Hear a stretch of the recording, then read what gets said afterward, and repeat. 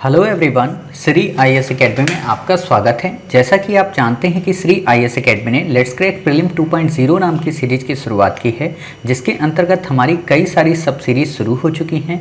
उसी दिशा में बढ़ते हुए ये हमारी इंडियन पॉलिटी की 2.0 सीरीज है। इंडियन पॉलिटी की 2.0 सीरीज में भी हमने अपने डे 3 तक के इम्पोर्टेंट टॉपिक को कवर कर लिया था। आज ये हमारा डे 4 है। अपने इस डे 4 में आज हम 4 मेजर टॉपिक को कवर करेंगे, जिसमें पहला है संसदीय व्यवस्था, दूसरा संघीय व्यवस्था, तीसरा केंद्र राज्य संबंध और चौथा अंतर्राज्यीय संबंध। उम्मीद है कि आज की क्लासेस आपको काफ़ी अच्छी लगेंगी।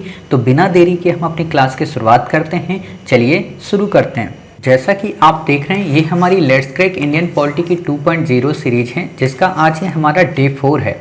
हमने ऑलरेडी डे 3 तक में काफ़ी मेजर इंपॉर्टेंट टॉपिक कवर कर लिए थे। अगर मैं मोटे तौर पर आपसे ये कहूँ तो संविधान की विशेषता से लेकर संविधान के संशोधन तक की प्रोसेस को हमने पढ़ लिया था। उम्मीद है कि आपको सारे टॉपिक समझ में भी आए होंगे और साथ ही आप लोग जो एमसीक्यू इस समय सॉल्व कर रहे हैं हमारे टेलीग्राम चैनल पर, वो भी आपको काफ़ी सहज लग रहे होंगे।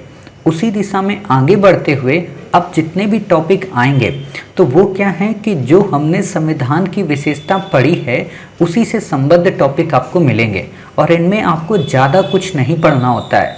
सबसे ज़्यादा दिक्कत तो होती है बच्चों को इस वाले टॉपिक में केंद्र राज्य संबंध में। इसमें इतना नहीं पढ़ना होता है, प्रीलिम के लिए तो बिल्कुल नहीं पढ़ना होता और मेंस के लिए भी नहीं पढ़ना होता है। बट पढ़ाने वाले पढ़ाते हैं और पढ़ने वाले पढ़ते हैं। तो हम आपको दिखाएंगे कि कैसे शॉर्ट में इन चारों टॉपिक को प्रीलिम के हिसाब से पढ़ना चाहिए और किस तरीके से आपसे इसमें क्वेश्चन पूछेगा और वो सारे क्वेश्चन आपसे अपने आप सही सॉल्व होते जाएंगे। ठीक है, तो हम एक एक टॉपिक को काफ़ी अच्छे से कवर करेंगे। देखेंगे संसदीय व्यवस्था क्या होती है, संघीय व्यवस्था क्या होती, केंद्र राज्य संबंध क्या होता है, अंतर्राज्यीय संबंध क्या होता है और इससे संबंधित जितने भी क्वेश्चन बन सकते हैं वो भी हम आपको वहाँ पर बना के बता देंगे और फिर वैसे ही क्वेश्चन हम आपसे अगले दिन एमसीक्यू के रूप में पूछेंगे। ठीक है, तो बिना देरी के इस टॉपिक को हम आपको कवर कराएंगे। लेकिन उससे पहले एक और थोड़ा सा मैं बता देना चाहता हूँ। कई सारे बच्चों के पर्सनली मैसेज आए थे तो इसलिए बताना ज़रूरी भी हो जाता है। वो ये कि जैसे हमने आपको लास्ट टॉपिक में फंडामेंटल राइट और फंडामेंटल ड्यूटीज़ और आपको डीपीएसपी कवर कराया था, तो उसमें मैंने एक कॉन्सेप्ट दिया था। क्या कॉन्सेप्ट दिया था कि जो फंडामेंटल राइट होते हैं वो नकारात्मक होते हैं और जो आपकी डीपीएसपी होती है वो एक तरीके की सकारात्मक होती है। तो ये तो हमने आपको बता दिया। नकारात्मक क्यों होते हैं इसका कारण बता दिया था, सकारात्मक क्यों होते हैं इसका भी कारण बता दिया था। बट एक बच्चे ने क्वेश्चन यही पूछा था कि सर ये जो नकारात्मक है तो ये अपवाद नहीं है क्या? आखिरकार फंडामेंटल राइट को नकारात्मक क्यों होना चाहिए, है ना? ये बातें कह रहे थे। उत्तर आपका क्वेश्चन लाजमी है, लेकिन आपको पता होना चाहिए जब हमने आपको डिस्क्राइब किया है कि फंडामेंटल राइट क्या करता है, राज्य को काम करने से रोकता है। और जबकि राज्य का काम क्या होता है, राज्य का काम होता है काम करना। अब यहाँ पे राज्य की नज़र से फंडामेंटल राइट निगेटिव होता है, लोगों की नज़र से निगेटिव नहीं होता है। लोगों की नज़र से फंडामेंटल राइट होता है और सकारात्मक होता है। बट राज्य हमेशा पावर को अपने में समाहित करने के लिए फंडामेंटल राइट को नकारात्मक की संज्ञा दे देता है और बोलता है कि मैं ये काम नहीं कर पा रहा हूँ, इसकी मेन वजह क्या है, ये फंडामेंटल राइट। समझ गए?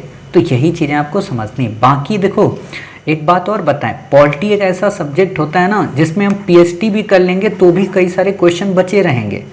तो उतना भी डेप्थ में मत जाओ कहीं पे कि आखिरकार फंडामेंटल राइट आया ही क्यों। अब आपके दिमाग में अगर ये ओरिजिन पता हो फंडामेंटल राइट क्यों आया तो आप और अच्छे से समझ जाते। मैंने आपको एथिक्स भी पढ़ाई है और एथिक्स में मैंने हॉब्स लॉ को पढ़ाया है।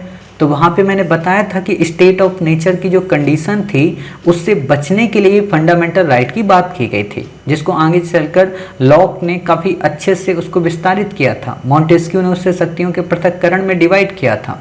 ठीक है, तो वहाँ का वो पार्ट हो जाता है और वो पॉलिटिकल साइंस हो जाती है। तो अभी जितना हम प्रीलिम के लिए आपको पढ़ाते हैं ना, उससे रिलेटेड जो कॉन्सेप्ट आपको नहीं आता है वो समझने का प्रयत्न करें।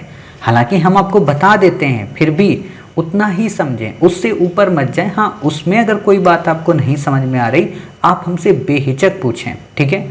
एक और बात कि जो हमने आपके लिए एक ग्रुप बनाया है, बॉयज़ का बॉयज़ के लिए और गर्ल का गर्ल के लिए, ठीक है, तो उस ग्रुप में मैं एक बात बता देना चाहता हूँ, वो जो ग्रुप बना है वो आपका ग्रुप है, ठीक है। आप उसमें कुछ भी पूछें, किसी भी संस्थान के बारे में कुछ भी पूछें, उससे हमारा कोई संबंध नहीं है। मतलब हमने ये किया था कि जैसे कुछ लोगों को मन है बातें करने का, जैसे लड़कियों का ग्रुप बन गया, उन्होंने अपनी नारी सेना बना ली, ठीक है। अब लड़कों को कुछ भी बनाना हो बना लो, आप घोड़ा सेना बना लो, बानर सेना बना लो, कोई भी सेना बना लो, ठीक है। और वैसे भी आप जो भी सेना बनाओगे, दोनों सेनाओं में मैं कॉमन हूँ, ठीक है। तो मैं पीछे पीछे चलता रहूँगा, अगर आप में से कोई फंसेगा किसी क्वेश्चन में तो मैं उसका आंसर दे दिया करूँगा, ठीक है।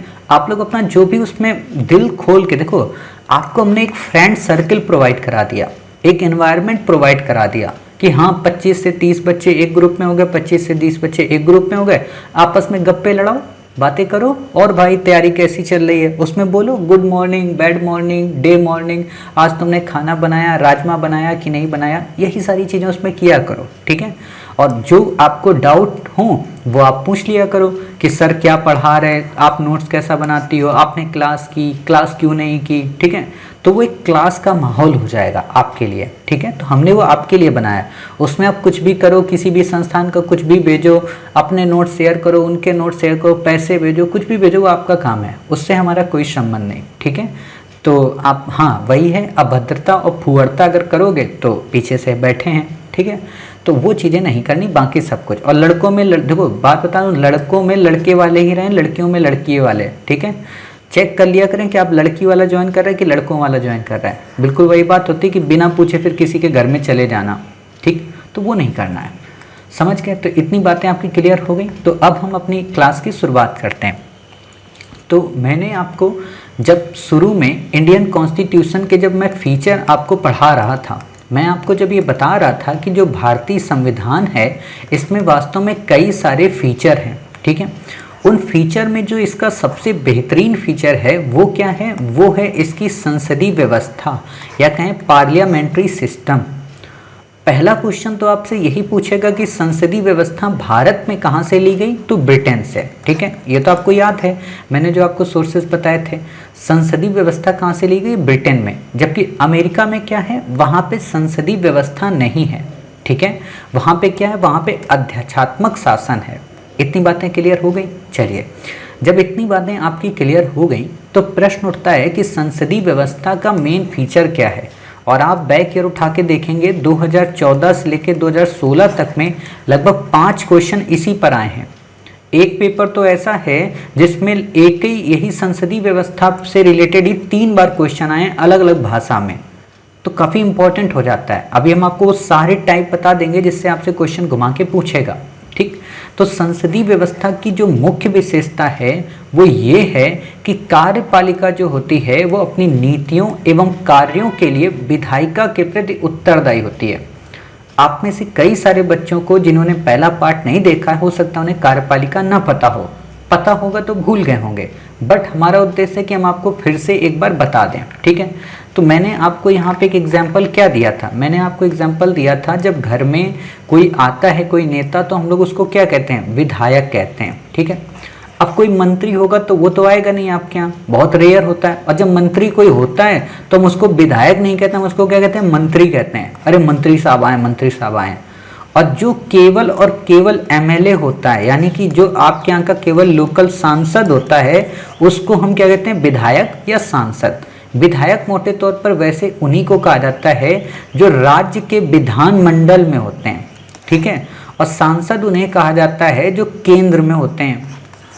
लेकिन गांव है तो गांव में दोनों को एक ही जगह कॉमन बात में कह दिया जाता है। जैसे आपको एक छोटी सी बात बताऊं कि मेरे यहाँ एक सज्जन महोदय हैं, तो वो हमेशा मेरे पिताजी को मतलब लंबरदार बुलाते थे, लंबरदार, आज भी बुलाते हैं लंबरदार, ठीक है।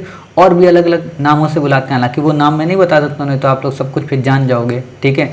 गूगल पे तुरंत सर्च मारोगे, तुरंत सब कुछ ढूंढ लोगे। तो अलग अलग नाम से उनको बुलाते रहते हैं, ठीक। मतलब जितने भी समाज के लोग हैं तो जब भी आते थे तो ऐसे शब्दों से संबोधित करते थे।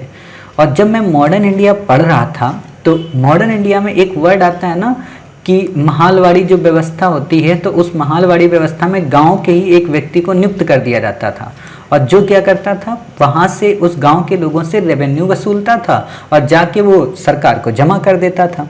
तो मैंने एक दिन अपने पिताजी से यही पूछा जानकारी के लिए कि एक बात बताओ, हमारे जो बाबा थे या जो हम लोग हैं, तो हम लोग क्या अंग्रेज़ों के गुलाम थे? बोले ऐसा क्यों पूछ रहे हो? मैंने कहा मैं ऐसे पूछ रहा हूँ क्योंकि आपको ये आदमी आके लंबरदार बोलता है, ठीक है, और लंबरदार जो मैंने है वो पढ़ा है कि महालवाड़ी पद्धति में है और महालवाड़ी पद्धति में वो रेवेन्यू कलेक्ट करता था।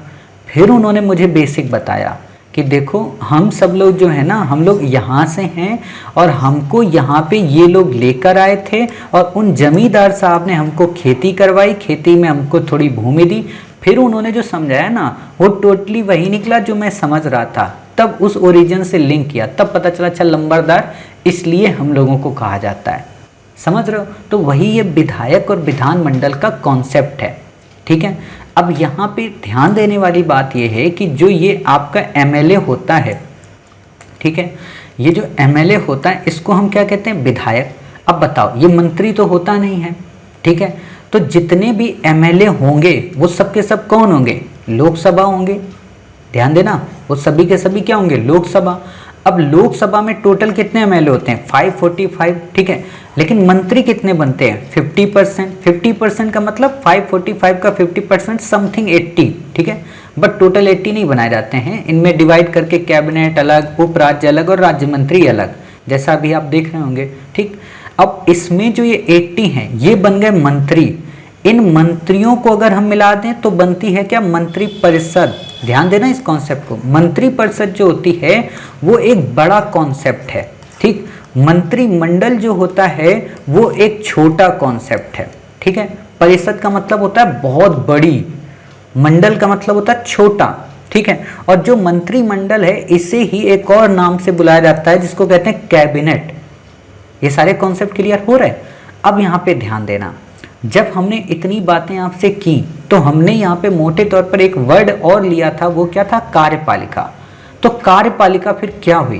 कार्यपालिका वास्तव में क्या होती है कि कार्यपालिका के अंतर्गत आपके पीएम शामिल होते हैं, ठीक है, आपके प्रेसिडेंट शामिल होते हैं, आपकी जो मंत्री परिषद है वो शामिल होती है, ठीक है, और मंत्री परिषद के साथ साथ इसमें 2 से 3 लोग और शामिल होते हैं, जैसे कि आप ये समझ सकते हैं भारत का महान्यायवादी, ठीक है, ये लोग शामिल होते हैं। इसको कहते हैं कार्यपालिका। समझ रहे हो? इसको कहते हैं कार्यपालिका। अब प्रश्न उठता है कार्यपालिका मतलब क्या करती है? कार्यपालिका क्या करती है? जो नीतियां बनाती है। मान लीजिए मोदी जी ने कहा कि हम प्रधानमंत्री जनधन योजना लाएंगे, मोदी जी ने मान लीजिए कहा कि हम जीएसटी लाएंगे, तो जीएसटी लाएंगे तो क्यों लाएंगे? इसका कारण क्या है? इसका तर्क क्या है? ऐसा नहीं कि हमने बंद कमरे में जीएसटी लाए और अगले दिन उसे पास कराया और बोले हाँ बन गया कानून। ऐसा नहीं है। पीएम प्रेसिडेंट मिलके कोई कानून अकेले नहीं बना सकते। अगर उन्होंने कोई कानून बनाया है तो वो उस कानून को विधायिका के समक्ष प्रस्तुत करेंगे। अब बताओ विधायिका कौन? विधायिका वही जो विधायकों से बनी है, मतलब लोकसभा। लोकसभा का मतलब जो 545 सदस्य हैं वो, 545 सदस्य का मतलब जो भी विपक्ष के लोग हैं वो, विपक्ष के लोगों का मतलब जो सरकार में नहीं है वो, विपक्ष के लोगों का मतलब ये भी कि जो मंत्री नहीं है वो, ठीक है। इतने सब लोगों को बताना, देखो प्रभु हम इसलिए ला रहे हैं, इसी को कहते हैं कार्यपालिका विधायिका के प्रति उत्तरदायी होती है। आप सोच रहे होंगे सर बताना तो एक ही लाइन में आपको था, तो इतना चौधरी बन के पूरा डिटेल में क्यों बता दिया? इसलिए बता दिए भाई साहब, जब यूपीएससी क्वेश्चन गढ़ती है ना और उसमें जो ऑप्शन गढ़ती है तो उसमें जानते हो क्या देती है आपको ऑप्शन में? कि कार्यपालिका विधायिका के प्रति उत्तरदायी होती है, ठीक है, विधायिका कार्यपालिका के प्रति उत्तरदायी होती है, कार्यपालिका संसद के प्रति उत्तरदायी होती है, ठीक है, विधायिका संसद के प्रति उत्तरदायी होती है। अब अच्छे कंफ्यूज हो जाते हैं क्योंकि एग्जाम हॉल में आपको यही कंफ्यूज हो जाते हो ना कि विधायिका कौन, कार्यपालिका कौन, तो आपको पता होना चाहिए, ठीक है। अब आप जिंदगी में कभी नहीं भूलोगे, ठीक है। अब यहाँ पे एक और लाइन बता दें जो मैंने नहीं बताई, वो ये, मैंने आपको ये बता दिया कि ये कार्यपालिका है, ठीक है, मैंने आपको बता दिया ये विधायिका है, मैंने आपको ये नहीं बताया न्यायपालिका। इन तीनों को कहते हैं क्या? मॉन्टेस्क्यू का शक्तियों का पृथक्करण। मोटे तौर पर तो ये सब एक दूसरे से अलग अलग हैं। कार्यपालिका अपना काम करती है, विधायिका अपना काम करती है, न्यायपालिका अपना काम करती है। लेकिन कार्यपालिका ने अगर कोई नियम बनाया तो उसे चेक कौन करेगा? विधायिका। विधायिका ने अगर कोई नियम बनाया तो उसे चेक कौन करेगा? न्यायपालिका। कार्यपालिका ने अगर कोई मनमर्जी बनाई तो न्यायपालिका उसको चेक कर लेगी। न्यायपालिका ने अगर कोई मनमर्जी की तो कार्यपालिका उसके खिलाफ विधेयक ला सकती है, महाभियोग लगा सकती है और विधायिका उसको सस्पेंड कर सकती है। मोटे तौर पर ये सब चेक एंड बैलेंस के प्रोसेस पे आधारित हैं। एनसीईआरटी की जब बुक आप उठाएंगे या सुभाष कश्यप को जब आप पढ़ेंगे तो वहां पे आपको ये चीजें देखने को मिलती हैं। ठीक है, तो इतनी बातें क्लियर हो गई। चलिए, इतनी बातें जब क्लियर हो गई तो अब हम इस लाइन को ही केवल ध्यान में रखेंगे। ठीक है, क्या? कि सरकार की संसदीय व्यवस्था वह व्यवस्था होती है जिसमें कार्यपालिका अपनी नीतियों एवं कार्यों के लिए विधायिका के प्रति उत्तरदायी होती है। ठीक है, इतनी बातें समझ गए। जबकि जो राष्ट्रपति शासन व्यवस्था होती है जिसमें अध्यक्षात्मक शासन होता है, उसमें कार्यपालिका अपनी नीतियों एवं कार्यों के लिए विधायिका के प्रति उत्तरदायी नहीं होती और ये संवैधानिक रूप से अपने कार्यकाल के मामले में विधायिका से स्वतंत्र होती है। आप कहोगे सर ऊपर वाला तो बड़े प्रेम से समझाए थे, नीचे वाला समझाने की क्षमता रखते हो? तो बिल्कुल साहब, नीचे वाला भी आपको समझा देते हैं। तो देखिए, सिंपल सी बात है, राष्ट्रपति शासन के बारे में जब भी नाम आता होगा तो आपके दिल और जुबान पे दो ही लोगों का नाम आता होगा। एक तो नाम आता होगा किसका? कमला हैरिस का। ठीक है, दूसरा नाम आता होगा बाइडेन का। हालांकि ये दो तो बेचारे नए हैं, इनका नाम इतना आप लोग याद भी नहीं रखते होंगे, लेकिन एक सज्जन हैं जिनका नाम आप भूले भी नहीं भूलेंगे। उन सज्जन का नाम है ट्रंप महोदय। ठीक है, अब ये जो ट्रंप महोदय हैं, ठीक है, पीएच नहीं होगा, ट्रंप होगा सिर्फ। ठीक है, ट्रंप महोदय के बारे में आपने देखा होगा कि जितने भी ये काम करते थे ये सीनेट से पूरी तरह से स्वतंत्र होते थे। सीनेट वहाँ का सदन है। ठीक है, और कांग्रेस से स्वतंत्र होते थे। कांग्रेस वहाँ की संसद है एक तरीके से। ठीक, तो उससे स्वतंत्र होते थे। ये जो भी काम करते थे बस अपने पे मगन रहते थे। और आप देखते होंगे कि दूसरी तरफ सीनेट इनके खिलाफ महाभियोग भी ले आता था। यहाँ तक कि जब चुनाव हार गए तब भी इनके खिलाफ महाभियोग आ गया। यहाँ तक कि महाभियोग कई बार पास भी हो गया, लेकिन इन पर कोई असर नहीं पड़ा। क्यों? क्योंकि ये इससे स्वतंत्र होते हैं। मतलब ये कभी भी सीनेट के प्रति उत्तरदायी नहीं होंगे, ये कभी भी कांग्रेस के प्रति उत्तरदायी नहीं होंगे। समझ गए? ये डिफरेंस होता है राष्ट्रपति में, सॉरी अध्यक्षात्मक या राष्ट्रपति शासन में। आपसे में भी मुझे जहां तक लगता है अब यूपीएससी ने संसदीय व्यवस्था पे मतलब पूरी अपनी जान झोंक दी है। तो अब हो सकता है आपको क्वेश्चन क्या दे दे, निम्न कथनों के संदर्भ में नंबर 1, संसदीय व्यवस्था में कार्यपालिका नीतियों कार्यों के लिए विधायिका के प्रति उत्तरदायी होती है, जबकि राष्ट्रपति शासन व्यवस्था में वो उससे स्वतंत्र और स्वच्छंद होती है। तो आप कहोगे बिल्कुल सही बाबूजी कह रहे हो। नंबर 2, भारत में संसदीय व्यवस्था को अपनाया गया है जो कि ब्रिटेन के संविधान से ली गई है, जबकि अमेरिका में राष्ट्रपति व्यवस्था। आप कहोगे साहब सीना ठोक के कह रहे, दोनों बातें आप सही बोल रहे हो, अर्थात विकल्प ए विकल्प 2 दोनों सही हैं, है ना। तो ऐसे भी अगर क्वेश्चन पूछेगा तो आप बता देना। अब बात आती है कि कैबिनेट सरकार भी कहते हैं संसदीय सरकार को। कैबिनेट क्यों कहते हैं? देखो, कैबिनेट इसलिए कहते हैं क्योंकि कैबिनेट ही तो सब कुछ करती है। मोदी जी हैं, अमित शाह जी हैं, अमित शाह जी नहीं मतलब चाणक्य जी हैं, ठीक है, डिफेंस मिनिस्टर हैं, हमारे फॉरेन मिनिस्टर हैं, ठीक है, एस जयशंकर। अभी मतलब मेरे पिताजी के बहुत फेवरेट हैं एस जयशंकर, मतलब उनके दोस्त नहीं हैं, ये मत सोचिएगा, उनके बहुत फेवरेट हैं। तो मेरे को रोज कहते हैं कि देखा सबको हटा दिया मोदी ने, सबको हटा दिया, लेकिन एस जयशंकर को नहीं हटाया। जानते हो क्यों? मैंने कहा नहीं। बोले डरता है एस जयशंकर से मोदी। मैंने कहा अच्छा।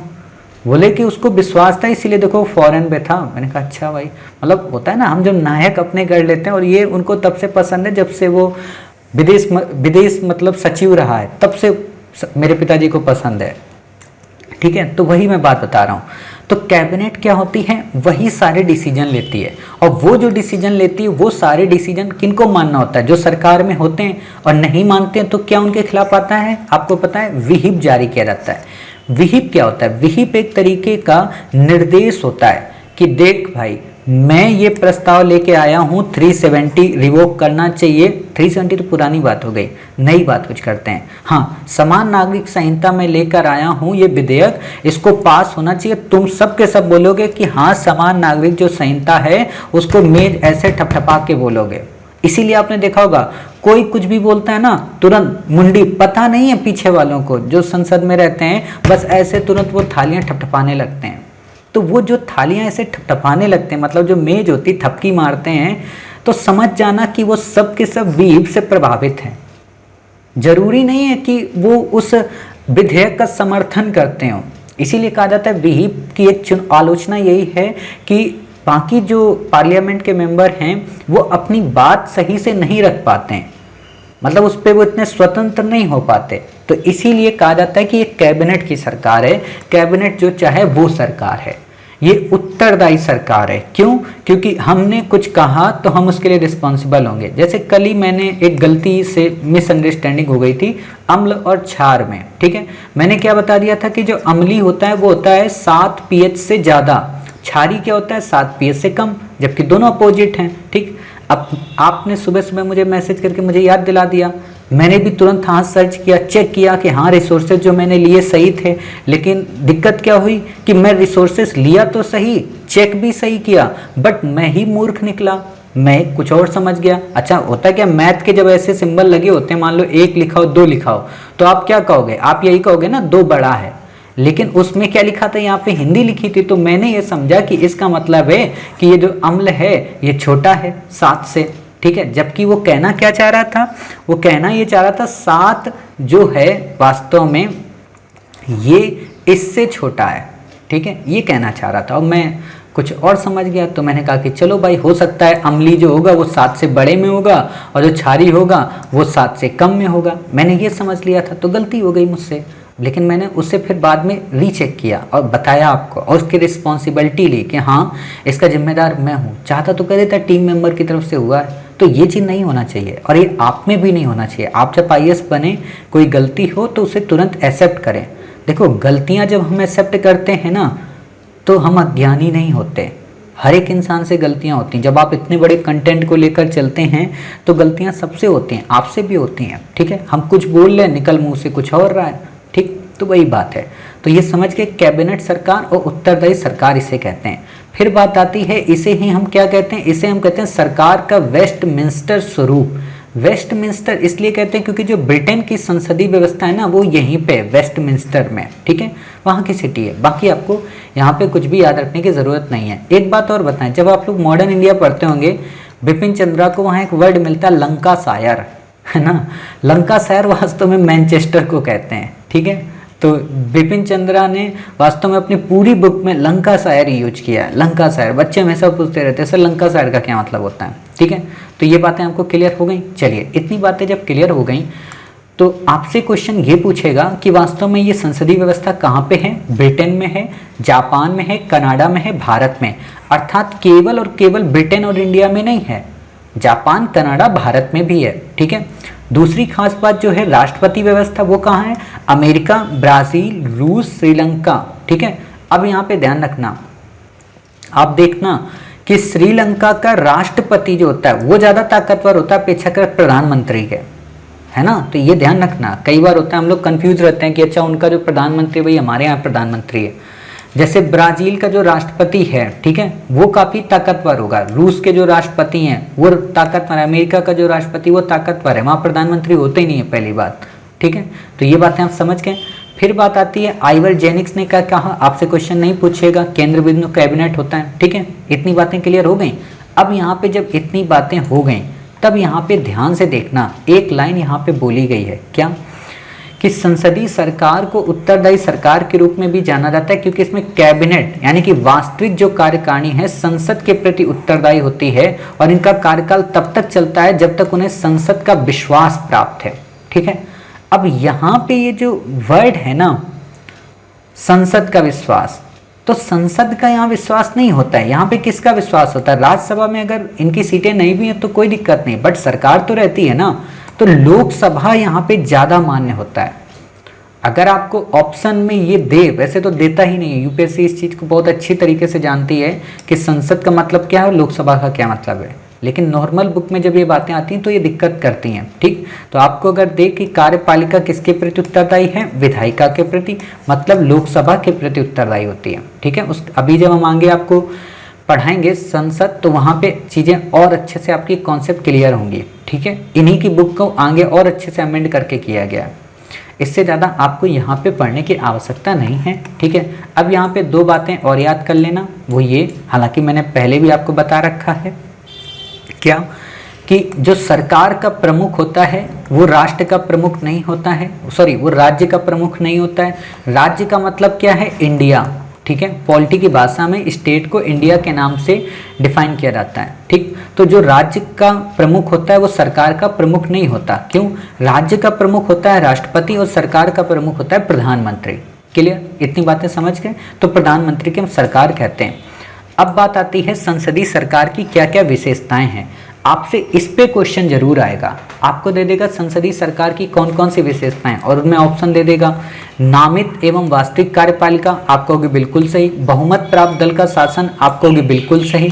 सामूहिक उत्तरदायित्व का कॉन्सेप्ट, आपको होगी बिल्कुल सही। ठीक है, राजनीतिक एकरूपता, आपको होगी बिल्कुल सही। दोहरी सदस्यता, आपको होगी बिल्कुल सही। पीएम का नेतृत्व, निचले सदन का विघटन, आपको होगी बिल्कुल सही साहब। और गोपनीयता। क्लियर, इतनी व्यवस्थाएं वास्तव में संसदीय सरकार की विशेषताएं होती हैं। अब एक एक करके हम इनको डिफाइन करते हैं, हालांकि आपसे क्वेश्चन इतना डिटेल में नहीं पूछेगा, बट आपको पता होना चाहिए। ठीक, हालांकि मैंने तो बता ही दिया। तो देखिए क्या है, वो ये है, आपसे जो क्वेश्चन पूछेगा वो क्वेश्चन ये आपसे पूछेगा कि नामित एवं वास्तविक का क्या मतलब। नामित और वास्तविक का मतलब सिर्फ इतना होता है, जैसे हम नाम किसका लेकर करते हैं, हम नाम लेते हैं कि ये जो है राष्ट्रपति के द्वारा हस्ताक्षरित है, लेकिन पावर किसके पास है, प्राइम मिनिस्टर के पास। ठीक है, तो इसी को कॉन्सेप्ट को कहते हैं नामित एवं वास्तविक। नामित होता है राष्ट्रपति, वास्तविक होता है पीएम। पीएम जो कहेगा राष्ट्रपति को उसमें केवल मोहर लगानी है। ठीक है, तो जो भी बातें पीएम कह देता है उस पर राष्ट्रपति मोहर लगा देता है, तो इसीलिए इसको हम कहते हैं नामित व वास्तविक। बाकी आपको नहीं याद रखना है, अर्थात राष्ट्रपति राज्य का मुखिया और प्रधानमंत्री सरकार का मुखिया, यहाँ पर यही लाइन आपको याद रखनी है और काफ़ी इंपॉर्टेंट है यहाँ पे। ठीक, साथ ही आपको एक लाइन जो और याद रखनी वो ये कि प्रधानमंत्री के जो नेतृत्व वाली मंत्रिपरिषद है, राष्ट्रपति उसी के साथ परामर्श से काम करता है। ठीक है, जो राष्ट्रपति को कार्य संपन्न कराने में परामर्श देती है, और उसके परामर्श को मानना राष्ट्रपति के लिए बाध्यकारी है। अर्थात राष्ट्रपति ये नहीं कह सकता है कि नहीं मोदी जी हम ना ज्योतिरादित्य सिंधिया साहब को मंत्री कैबिनेट का नहीं बनाएंगे, ऐसा नहीं कह सकते हो। ठीक है, तो इतनी बातें क्लियर हो गई। फिर बात आती बहुमत प्राप्त दल का नेता, इसमें तो बताने की जरूरत नहीं है। जैसे 545 हमारी सीटें हैं, हमारी क्या मतलब, हमारी थोड़ा ना है। ठीक है, तो 545 में आप ये मान लीजिए 272 प्लस होनी चाहिए सीटें, तो 272 प्लस जिसको मिल जाती हैं वो बहुमत प्राप्त दल का नेता हो जाता है, और उसे राष्ट्रपति नियुक्त कर देता है, या कहें सदन के द्वारा लोग उसे बता देते हैं बहुमत दल का साहब नेता है, उसे राष्ट्रपति शपथ दिलाते हैं कि मैं नरेंद्र दामोदर दास मोदी, है ना, ऐसे बोलते हैं ना मोदी जी, तो वही बात है। तो उनको राष्ट्रपति प्रधानमंत्री के पद पर नियुक्त कर देते हैं। अब यहाँ ध्यान देना कि प्रधानमंत्री को नियुक्त कौन करता है, राष्ट्रपति, लेकिन अन्य मंत्रियों को जो नियुक्ति होती है वो प्रधानमंत्री के कहने पर होती है। यानी कि अन्य मंत्रियों की नियुक्ति राष्ट्रपति करने में स्वैच्छिक नहीं है। अगर ये वर्ड आपको डाल दे कि प्रधानमंत्री की नियुक्ति राष्ट्रपति करता है, नंबर 2 राष्ट्रपति अन्य मंत्रियों की नियुक्ति स्वैच्छिक रूप से करता है, तो गलत हो जाएगा। या अपने विवेकाधिकार का प्रयोग करते हुए करता है तो भी गलत हो जाएगा। वो केवल उन्हीं के करता है जिसको प्राइम मिनिस्टर परामर्श देते हैं कि हाँ आपको इन्हीं को बनाना है। ठीक है, फिर बात आती है सामूहिक उत्तरदायित्व। सामूहिक उत्तरदायित्व का क्या मतलब हुआ, इसका मोटे तौर पर यही मतलब ये हुआ कि गलती कोई भी एक करे, जिम्मेदारी सबकी होगी। डिपार्टमेंट कोई भी एक फेल बने, जिम्मेदारी सबकी होगी, सबको अपनी जवाबदेही देनी है। कहाँ देनी है, संसद के प्रति सामूहिक रूप से आप सबको उत्तर देना है। और देखो यहाँ पे लाइन दिया विशेषकर लोकसभा के प्रति, ध्यान देना है इस बात को। मैंने आपको यही समझाना चाह रहा था उतनी देर से कि जो लाइन वहाँ पे आपको देती है ना संसद, तो उस लाइन में भी एक कंडीशन है, और यूपीएससी ऐसे क्वेश्चन आपको देती नहीं है, बट अगर आपको दे, जब आपको लगे कि हाँ आपको ऑप्शन में ये नहीं दिया है कि लोकसभा के प्रति उत्तरदायी होती है और वहाँ पे संसद दिया है, तो आप संसद का यूज कर सकते हैं। लेकिन अगर वहाँ पे आपको लोकसभा ऑप्शन में दिया है तो आप वहाँ पे उपयोग नहीं करेंगे, ठीक है। तो आपको देखो यहाँ पे क्या दिया, मंत्रियों का संसद के प्रति सामूहिक उत्तरदायित्व होता है, विशेषकर लोकसभा के प्रति गठबंधन के समय, ठीक है। मतलब जो लोकसभा होती है उसमें इस तरीके की जिम्मेदारी ज्यादा होती है, ठीक। प्रश्न उठता है सामूहिक उत्तरदायित्व का सिद्धांत का मतलब क्या होता है। इसका सामान्य सा मतलब ये होता है कि कोई भी मंत्री या कोई भी व्यक्ति कोई भी कृत्य करता है तो उसके लिए सबके सब उसमें जिम्मेवार होते हैं। और इससे होता क्या है कि प्रधानमंत्री के जो नेतृत्व वाली जो मंत्रिपरिषद है वो अविश्वास को प्रस्ताव पारित कर हटाई भी जा सकती है। मतलब लोकसभा अगर ये देखती है, मान लीजिए सबकी रिस्पॉन्सिबिलिटी है और सभी उसमें अगर साथ नहीं दे पा रहे तो अन्य जो सदस्य हैं वो अविश्वास प्रस्ताव पत्र लाके प्रधानमंत्री के नेतृत्व वाली मंत्रिपरिषद को हटा भी सकते हैं, ठीक।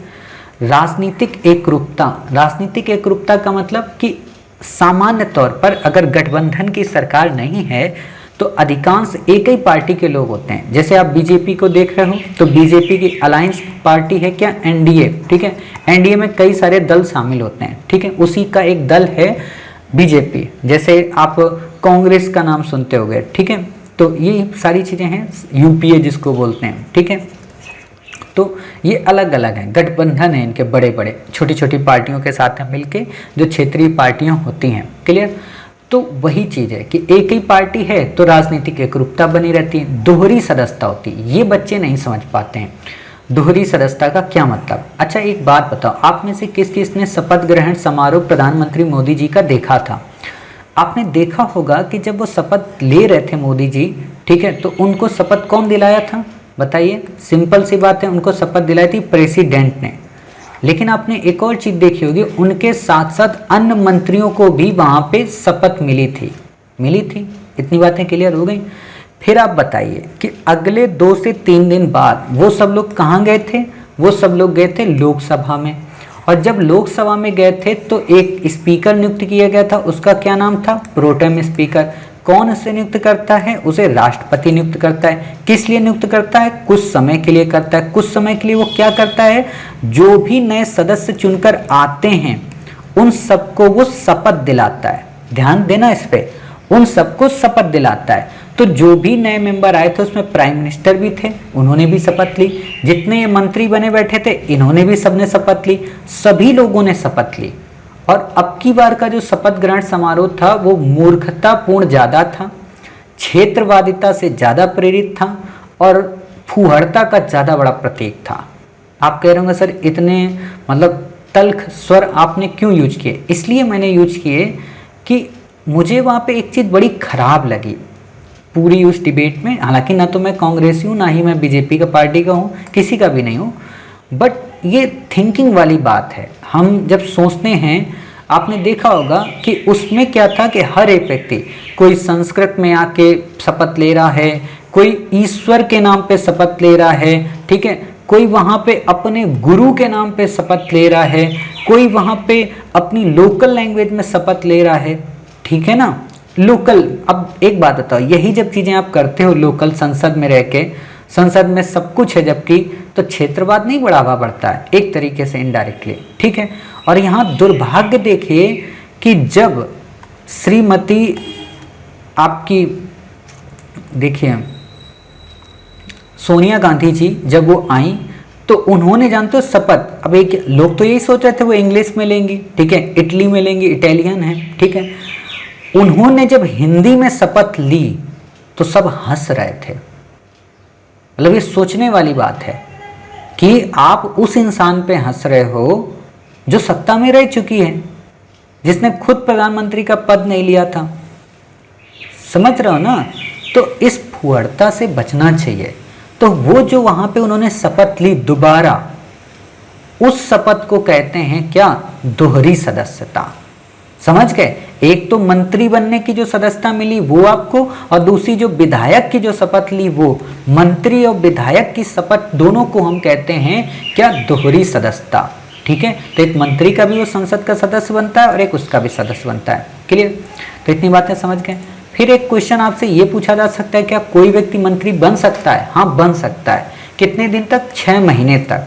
6 महीने के अंदर अंदर उसे चुनाव करके चुनाव जीतना पड़ेगा और या मनोनीत होना पड़ेगा, नॉमिनेट होना पड़ेगा, दोनों में से किसी भी एक सदन का सदस्य होना पड़ेगा। ध्यान देना, मंत्री जो होता है जरूरी नहीं है कि केवल लोकसभा के लोग ही मंत्री बने, राज्यसभा के हैं वो भी मंत्री बन सकते हैं, नॉमिनेटेड हैं यानी कि मनोनीत हैं वो भी मंत्री बन सकते हैं, एंग्लो इंडियन हैं वो भी मंत्री बन सकते हैं।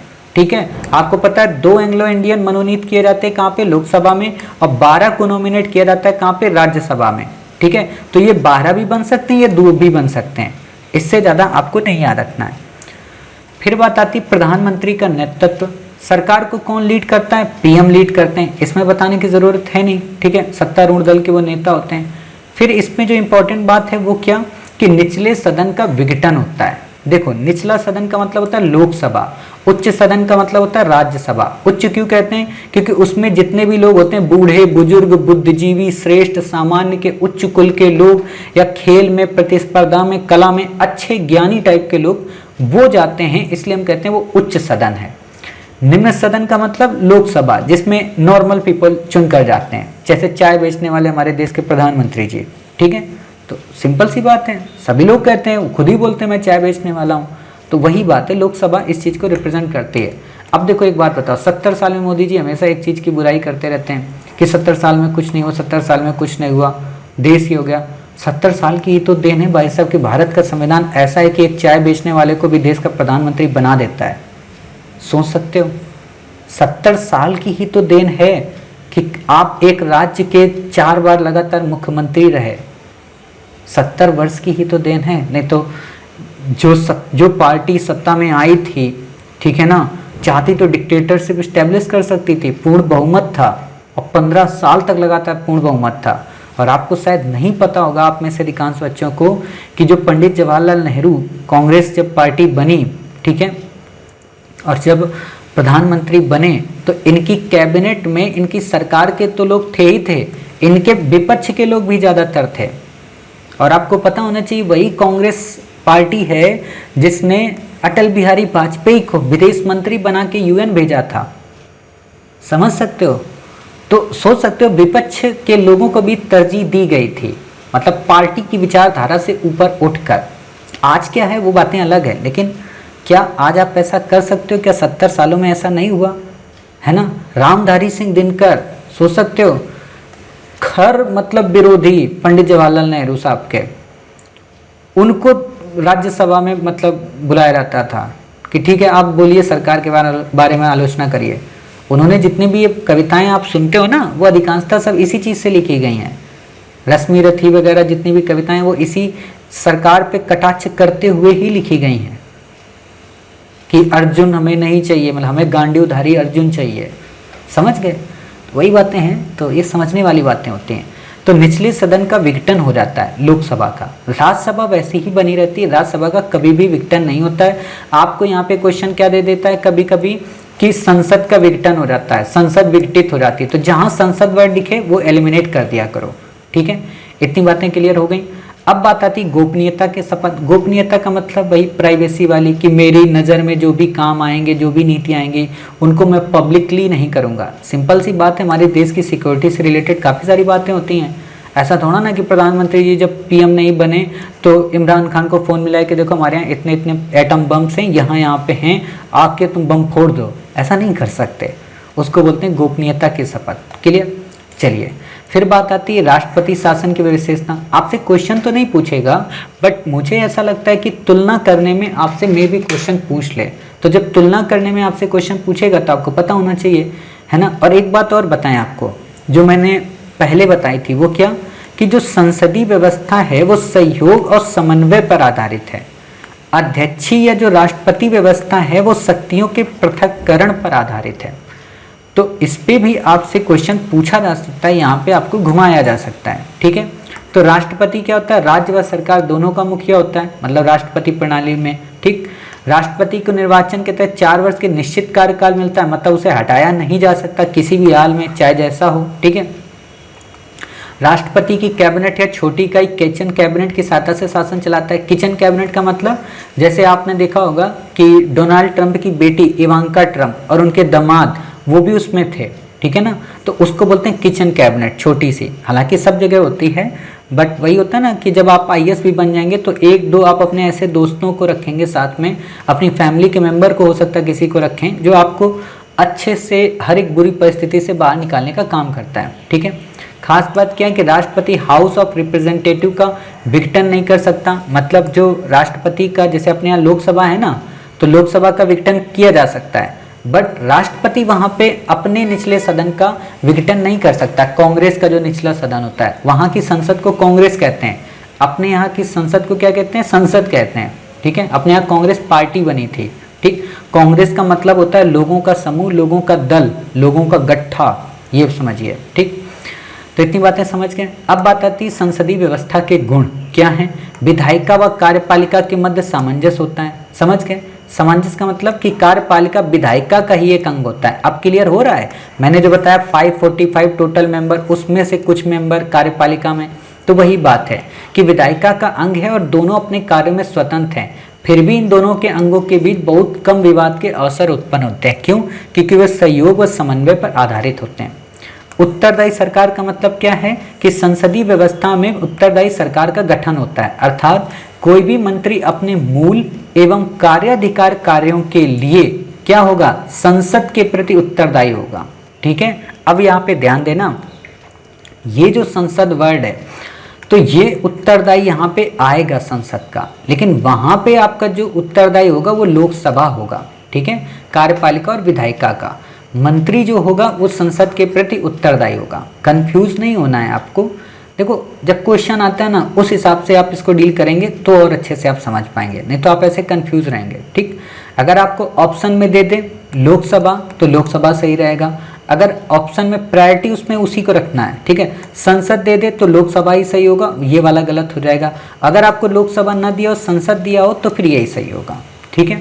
वो प्रायोरिटी पे होता है। और यूपीएससी ऐसे क्वेश्चन पे बड़ी विवाद में रहती है। जैसे आपको पता होना चाहिए, एक क्वेश्चन यूपीएससी ने दिया था 2019 में, विवाह की स्वतंत्रता का अधिकार से संबंधित आर्टिकल है, तो आर्टिकल 19 भी है और आर्टिकल 21 भी है। अब ये यूपीएससी पे डिपेंड करेगा कि 19 को मानेगी 21 को मानेगी, जबकि सुप्रीम कोर्ट ने दोनों आर्टिकल को एक साथ लेते हुए ही अपना डिसीजन दिया था हादियाबाद में। तो वो बड़े उलझाने वाले क्वेश्चन हो जाते हैं। तो उस समय यही होता है कि जो यूपीएससी माने वही हमको मानना पड़ता है, लेकिन नज़दीक का 21 ही ज़्यादा रहता है, ठीक है। चलिए फिर बात आती है संसद मंत्रियों पर विभिन्न तरीकों जैसे प्रश्नकाल, चर्चा, स्थगन प्रस्ताव, अविश्वास आदि के माध्यम से नियंत्रण करती है। प्रश्नकाल क्या होता है, स्थगन प्रस्ताव क्या होता है, अविश्वास क्या होता है, इन सबको हम अपने 22वां जो टॉपिक आएगा संसद का उसमें कवर करेंगे, यहाँ पे नहीं बताएंगे। बस यहाँ पे मैं इतना ही बता देना चाहता हूँ, यूपीएससी ने एक बार क्वेश्चन पूछा है कि मंत्रियों पर किन किन तरीकों के माध्यम से नियंत्रण लगाया जा सकता है संसद के द्वारा, ठीक है। तो उसमें यही ऑप्शन आपको दिए थे, प्रश्नकाल, स्थगन प्रस्ताव, अविश्वास। तो आप बता देना कि हाँ साहब ये चारों के चारों इसमें शामिल हैं, ठीक। फिर बात आती है निरंकुशता का प्रतिषेध। निरंकुशता का मतलब आप डिक्टेटरशिप नहीं बन सकते, मतलब कोई एक व्यक्ति सारी पावर को सेंट्रलाइज नहीं कर पाता। क्यों? क्योंकि अगर आपने जो ही सेंट्रलाइज करने की कोशिश की तो कार्यपालिका पर विधायिका निरंकुश लगा देगी, साथ ही सुप्रीम कोर्ट बैठा ही है, ठीक है। तो इतनी बातें हैं और अविश्वास प्रस्ताव पत्र आ ही जाता है। वैकल्पिक सरकार की व्यवस्था, मान लो अगर सरकार बहुमत खो गई, ठीक है, तो नई जो पार्टी है या जो पुरानी जो विपक्ष में बैठी है वो कई और लोगों के साथ में मिलकर गठबंधन करके नई सरकार बना सकती है। अर्थात इसमें ये नहीं होता है कि हमने लोकसभा का चुनाव कराया और पहली पार्टी कोई बहुमत की नहीं बन पाई तो हम चुनाव फिर से कराएंगे, फिर से नहीं होगा। उसमें एक तरीके से गठबंधन होगा और गठबंधन से सरकार बनेगी, ठीक है। अब कुछ बच्चे ऐसे क्वेश्चन पूछेंगे कि सर मान लो दोनों पार्टियां न बनाना चाह रही हो, फुल मेजोरिटी से आना चाह रही हो, तो भाई ऐसा नहीं होता है। क्यों नहीं होगा? लोकसभा जो चुनाव लड़ता है ना, बहुत पैसा लगता है उसमें, हर एक पार्टी का, इसका भी लगा होता है, ठीक है। और फिर वही बात है, चोर तो दोनों हैं, चाहे ये हो चाहे ये हो। इन्होंने भी कहा था कि जब आएंगे तो रॉबर्ट वाड्रा को जेल में डालेंगे, और ये भी कह रहे कि जब हम आएंगे तो अमित शाह मोदी जी जेल में होंगे। कोई नहीं जाता है जेल में, ठीक है। मेरे बाबूजी एक बात बोलते हैं कि सब एक ही रंगमंच के कलाकार हैं, कोई अपना रूप अलग रख के आ जाता है, कोई रावण का वेश रखता है तो कोई राम का रखता है, ठीक है। जब उसकी पार्टी आती तो वो उसको ध्यान में रखते हैं, और इतनी अंडरस्टैंडिंग होती है सब में कि देख भाई हम लोग सब कुछ करेंगे लेकिन इंडिविजुअल रूप से किसी पे अटैक नहीं करेंगे, ठीक है। तो वही बात है। तो ये लोग ऐसा क्यों करेंगे कि हम लोग दोनों लोग नहीं बनाते हैं, और इस बात की भी क्या गारंटी कि दोबारा जब आओगे तो सबको पूर्ण बहुमत ही मिलेगा। तो इसलिए कोऑपरेशन हो जाता है नॉर्मल तौर पे, ठीक। अब देख लो शिवसेना और कांग्रेस कभी सोच सकते थे जिंदगी में कभी एक होंगे, मतलब एक कट्टर हिंदुत्ववादी और एक कट्टर धर्मनिरपेक्ष पार्टी, ठीक है, और फिर भी दोनों सत्ता चला रहे, अच्छी चला रहे सत्ता, है ना। तो वही होता है कि राजनीति में ना सब कुछ संभव है, यही लाइन होती है, राजनीति में सब कुछ संभव है। व्यापक प्रतिनिधित्व की बात होती है, मतलब काफ़ी सारे लोग इसमें पार्टिसिपेट करते हैं, बल्कि राष्ट्रपति जो होता है, राष्ट्रपति जो शासन प्रणाली होती है उसमें सीमित वो होता है, उसमें इतना ज़्यादा नहीं होता है, क्योंकि राष्ट्रपति को डायरेक्टली जनता उसमें नहीं चुनती है, ठीक है। तो इतनी बातें हो गई। अब बात आती है इसकी व्यवस्था के दोष क्या है। अस्थिर सरकार, जब चाहे तब सरकार गिर जाती है। आपने देखा होगा कि 1998 के टाइम पीरियड पर अटल बिहारी वाजपेयी जी की सरकार गिर गई थी, ठीक है, और वो किस लिए गिरी थी, जयललिता जी के कारण, एक सीट के कारण, ठीक है। और वो भी किसने धोखा दिया था आपको पता है। इस समय जो पार्टी में बढ़िया नेता के पद पे हैं, क्या नाम है उनका, सुब्रमण्यम स्वामी, ये उस समय मतलब जयललिता जी ने कह दिया तो इन्होंने सीट से ही विपक्ष में वोटिंग कर दी थी बीजेपी के। नीतियों की निश्चितता का अभाव। आज मोदी जी हैं तो प्रधानमंत्री जनधन योजना चल रही है, प्रधानमंत्री ये चल रहा, प्रधानमंत्री वो चल रहा है।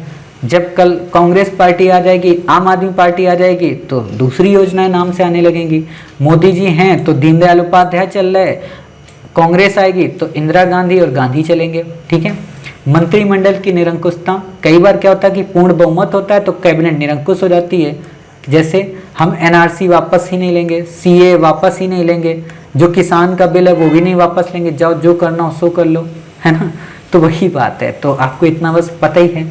शक्ति पृथक्करण के विरुद्ध, जैसे हम देखते हैं ना कि विधायिका की शक्ति अलग है, कार्यपालिका की अलग है, लेकिन सिंपल सी बात आपको पता हो कि कैबिनेट जो बनती कहाँ से बनती है, विधायिका और कार्यपालिका दोनों के नेताओं से होती है। तो इसको हम कैसे कह सकते हैं कि विधायिका और कार्यपालिका अलग अलग है। भाई जो कार्यपालक नियम बना रहा, नीतियां बना रहा है, तो उसको कौन अप्रूवल प्रोवाइड कर रहा, विधायिका। और विधायिका में कौन बैठा है, 310 मेजोरिटी में ऑलरेडी बैठे हैं। तो आप अगर 10 लोगों ने कोई कानून बनाया तो इन्होंने तो तुरंत पक्ष में आपको वोट दे दिया और आप जीत गए। तो इससे शक्ति का पृथक्करण भी वायलेट हुआ। क्यों? क्योंकि विधायिका का काम था कि इसके द्वारा जो भी नियम बनाएगा उसको चेक करना, लेकिन इसने चेक ही नहीं किया, बस तुरंत ऐसे करके थपथपा दिया। ठीक है, आवाज़ आती है मेरी मैच की? आप लोगों को लग रहा होगा संसद में बैठ के तो वीडियो नहीं बना रहा हूँ कहीं। ठीक है, तो ऐसे इतनी बातें समझ गए। फिर बात आती है अकुशल व्यक्तियों द्वारा संस्कार का संचालन। अब इस लाइन को तो क्या ही बताया जाए। आपने देखा होगा कि हमारे यहाँ हिस्ट्री ऑप्शनल के सब्जेक्ट के, समझ सकते हो, शशिकांत दास जी हैं और इस समय वो इकोनॉमी ऑप्शनल का सब्जेक्ट डील कर रहे हैं, आरबीआई। ठीक है, आप स्मृति ईरानी जी को देख सकते हो, डिग्री पे बहुत ज़्यादा डिस्टर्बेंस हुआ, ठीक है, तो उनको एचआरडी से हटा के उनको टेक्सटाइल पे भेज दिया गया था। क्लियर? अब पता नहीं कहाँ होंगी, नहीं पता है, और ना ही आपको याद रखना कौन कहाँ पे, ये नहीं पूछता आपसे। ठीक, आप देखो टैलेंटेड पर्सन, ठीक है, पोखरियाल साहब को हटा दिया गया, समझ रहे हो, पोखरियाल साहब को हटा दिया गया और भी पर्सन को लाया गया वहाँ पे। तो वही बातें होती हैं कि कोई भी व्यक्ति आ जाता है, किसी को भी हम चाणक्य बना देते हैं, किसी को भी कुछ बना देते हैं, समझ रहे हैं। अब बात आती है संसदीय व्यवस्था की स्वीकारता के कारण। आपसे क्वेश्चन तो नहीं पूछेगा, बट पता होना चाहिए कि व्यवस्था से निकटता थी, मतलब इतने वर्षों की हमारी जो औपनिवेशिक दास्ता थी उसका ही एक परिणाम था। ठीक है, उत्तरदायित्व को अधिक वरीयता दी जाने की बात थी यहाँ पे। भारतीय समाज इसमें अभ्यस्त हो चुका था। क्यों? क्योंकि इसमें वर्गों का प्रतिनिधित्व ज़्यादा था, सभी वर्गों का।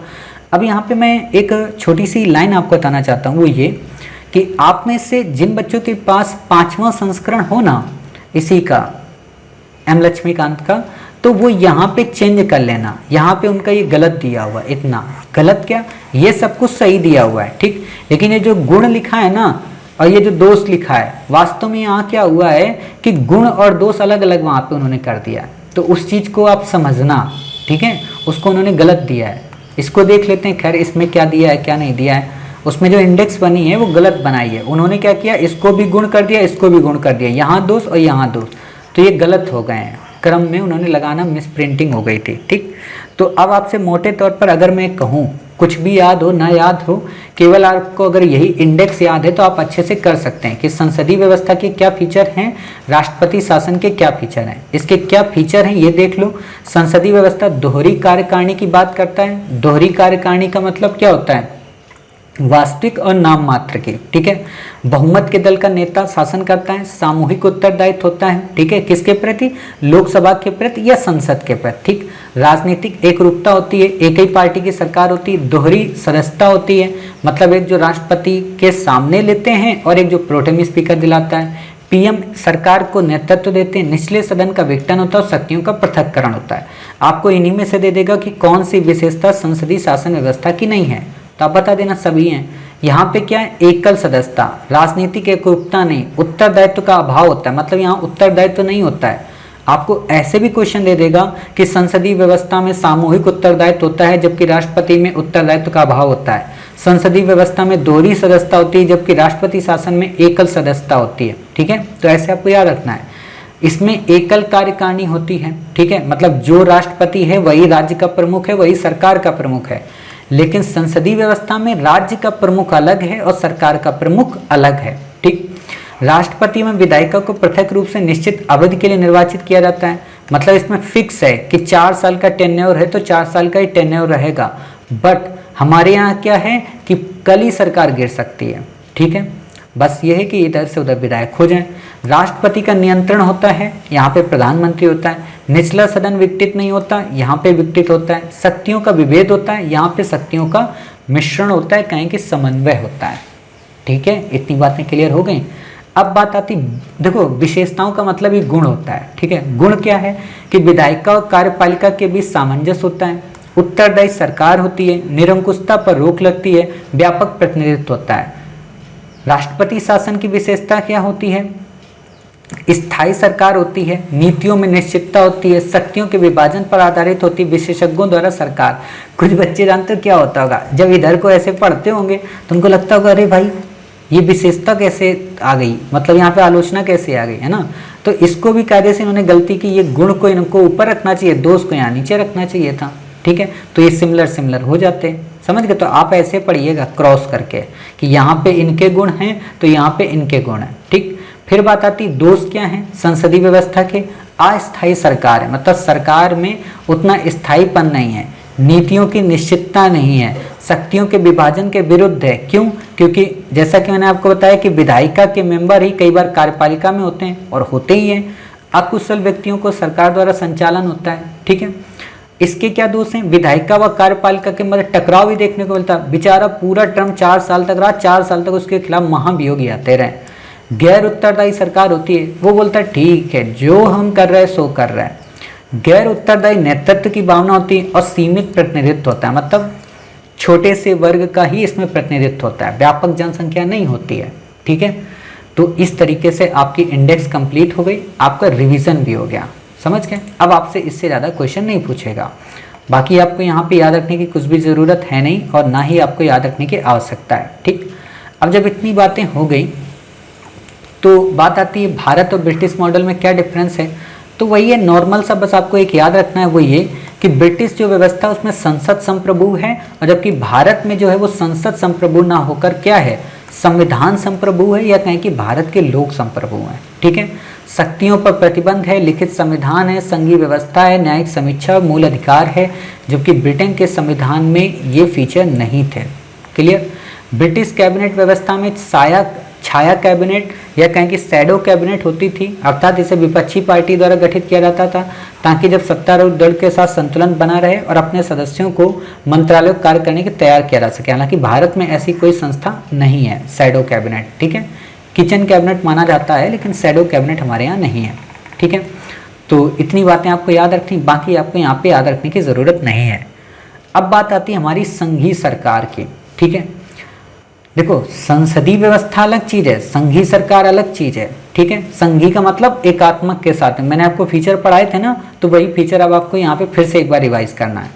क्या है कि दो सरकारें होती हैं, एक होती एकल या एकात्मक सरकार, दूसरी होती संघीय सरकार। एकल एकात्मक का क्या मतलब होता है, मैंने बताया था कि पावर जिसमें एक ही में सेंट्रिक रहे, यानी कि उन पावर्स का केंद्रीकरण हो, तो वो कहलाती केंद्र सरकार, ठीक है।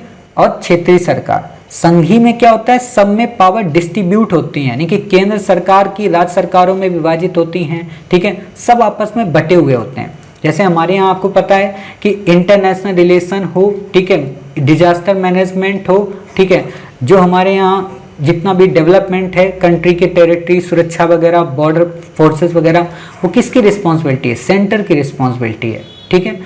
स्टेट की अपने लोकल लेवल पे स्टेट डिजास्टर मैनेजमेंट से रिलेटेड कई सारे प्रोविजन हैं, तो वही बातें हैं, इससे ज़्यादा आपको नहीं याद रखना है। बात आती है कि संघीय मॉडल जो होती है वो राष्ट्रीय सरकार को संघ सरकार या केंद्रीय सरकार या संघीय सरकार के रूप में जाना जाता है, और क्षेत्रीय सरकार को राज्य या प्रांतीय सरकार के रूप में जाना जाता है। जैसे हमारे यहाँ उत्तर प्रदेश में सरकार हो गई, ठीक है, हमारे यहाँ मध्य प्रदेश में सरकार हो गई, हमारे यहाँ बिहार में सरकार हो गई, झारखंड में सरकार हो गई, तो राजस्थान में सरकार हो गई। नाम इसलिए सबके लेने पड़ते हैं क्योंकि अधिकांश बच्चे सब जगह के हैं, तो सोच रहे थे सर राजस्थान का नाम नहीं लोगे क्या, सर झारखंड का नाम लेने से आपको शर्म आती है क्या, तो इसलिए सारे बोल देते हैं। पश्चिम बंगाल भी हो गया, चलो कुछ बच्चे पश्चिम बंगाल के भी हैं ना, ठीक है, तो सारे उत्तर भारत के जितने भी स्टेट हैं, अब कोई साउथ का भी होगा तो उसका भी मान लेते हैं, ठीक। तो यही बातें हैं। संघ की इकाइयां जो होती हैं उनको अलग अलग नाम से जाना जाता है। जैसे इंडिया में आप हमेशा सुनते होंगे, ठीक है, कि हमारे यहाँ क्या है, संविधान है, ठीक है, स्टेट में डिवाइड है। अमेरिका में भी क्या है, स्टेट में डिवाइड है, राज्य हैं। स्विट्जरलैंड में कैंटोन में डिवाइड है। कनाडा में प्रांत हैं। और गणतंत्र जो रूस है वहाँ पे गणतंत्र की व्यवस्था है, ठीक है, कि ये डेमोक्रेट्स हैं, नंबर 1, नंबर 2, नंबर 3। हमारे यहाँ क्या कहते हैं, उस राज्य से चुन के आया है, ठीक। तो वही बातें हैं, बाकी आपको यहाँ पे याद रखने की कोई भी ज़रूरत नहीं है, आपसे क्वेश्चन यहाँ पे नहीं पूछेगा। बात आती है कि भारत के संविधान में संघीय सरकार व्यवस्था को अपनाया गया है, और इसको अपनाने के लिए 2 कारण अपनाए। आपसे इस पे क्वेश्चन जरूर आ सकता है कि भारतीय संविधान में संघीय व्यवस्था अपनाने के कारण थे। नंबर 1, देश का बृहदाकार सामाजिक सांस्कृतिक विविधता, ठीक है।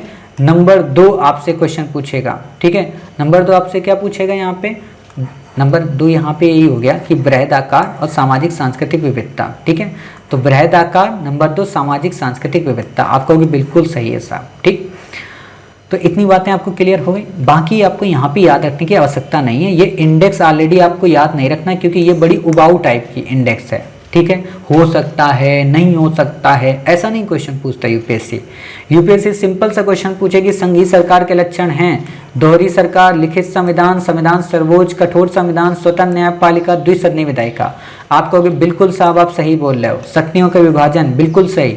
एकात्मक में क्या होता है सर, एकल सरकार होती है, संविधान लिखित हो भी सकता है, नहीं भी हो सकता है, शक्तियों का विभाजन नहीं होता है, संविधान सर्वोच्च नहीं होता है, कठोर संविधान की जगह पे क्या होता है, लचीला संविधान होता है, यानी कि अनम्य की जगह पे नम्य होता है। स्वतंत्र न्यायपालिका हो भी सकती है, नहीं भी हो सकती है, और द्विसदनीयता जरूरी नहीं होगी ही, ठीक है। तो आप ऐसे समझ गए। बाकी आपको एकात्मक सरकार में ये वाले फीचर नहीं देता, आपको क्या दे देगा, केंद्र द्वारा राज्यपालों की नियुक्ति, एकल नागरिकता आपको दे देगा, ठीक है ना। तो ऐसे क्वेश्चन वो आपको देता है। अखिल भारतीय सेवाएं तो आप बता दोगे कि एकात्मक। अब इसीलिए एक क्वेश्चन यूपीएससी ने मेंस पे आपसे पूछा क्या, कि भारतीय जो संविधान है वो अर्ध संघीय है या परिसंघ है। तो इसका मतलब ही यही होता है कि कुछ यहाँ से हमने लिए, कुछ यहाँ से लिए, और इन दोनों फीचर को मिलाकर जो हाइब्रिड फीचर बना वो कहलाता है हमारा अर्ध संघीय, ठीक है। बाकी जब मेंस कराएंगे तब पढ़ाएंगे, अभी प्रीलिम के लिए इतना है। क्वेश्चन आपसे ये पूछा जा सकता है क्या कहीं संघ शब्द का प्रयोग किया गया, तो नहीं भाई साहब, पूरे कॉन्स्टिट्यूशन में कहीं पर भी संघ शब्द का प्रयोग नहीं किया गया। जबकि आर्टिकल 1 में हमने क्या कहा है, भारत राज्यों का संघ है। और इसका क्या मतलब है, कई बार आपको बताया है कि भारतीय संघ राज्यों के बीच सहमत का परिणाम नहीं है। जैसे अमेरिकन जो कॉन्स्टिट्यूशन है उसमें कहा था कि भाई हम 13 के 13 लोग आके मिलते हैं और मिलकर एक राज्य बनाते हैं, एक देश बनाते हैं। लेकिन इंडिया में ये नहीं था। इंडिया में पटेल साहब थे, बोले कि ना तुम्हें मिलना ही पड़ेगा, ठीक है। तो वही बात है, राज्यों को अधिकार नहीं कि वह स्वयं को संघ से पृथक कर लें। आज जैसे लोग नहीं कहते हैं खालिस्तान जिंदाबाद, लोग कहते हैं कि नागालैंड जिंदाबाद, लोग कहते हैं तमिल प्रदेश जिंदाबाद, कन्नड़ भाषी जिंदाबाद। मतलब इसको एडिट करके मत भेज देना किसी को, ठीक है, तो लोग मेरे को ही कहें कि सर आप जिंदाबाद क्यों लगा रहे थे, ठीक है।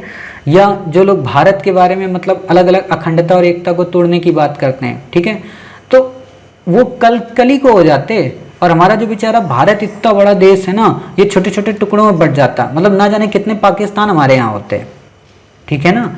तो वही चीज़ है कि ऑलरेडी सेंटर ने कह दिया था कि देख भाई एक बार शामिल हो रहे हो जाओ, इसके बाद आपको एग्जिट करने का ऑप्शन नहीं है हमारे यहाँ, अगर करोगे तो कार्यवाही करके हम आपको अपने में शामिल कर लेंगे। और किया भी हमने, जूनागढ़ को जनमत से किया, हैदराबाद को सैन्य कार्रवाई से किया, जम्मू कश्मीर को हमने इंस्ट्रूमेंट ऑफ एक्सेशन के अंतर्गत किया, ठीक है। तो इतनी बातें समझ गए।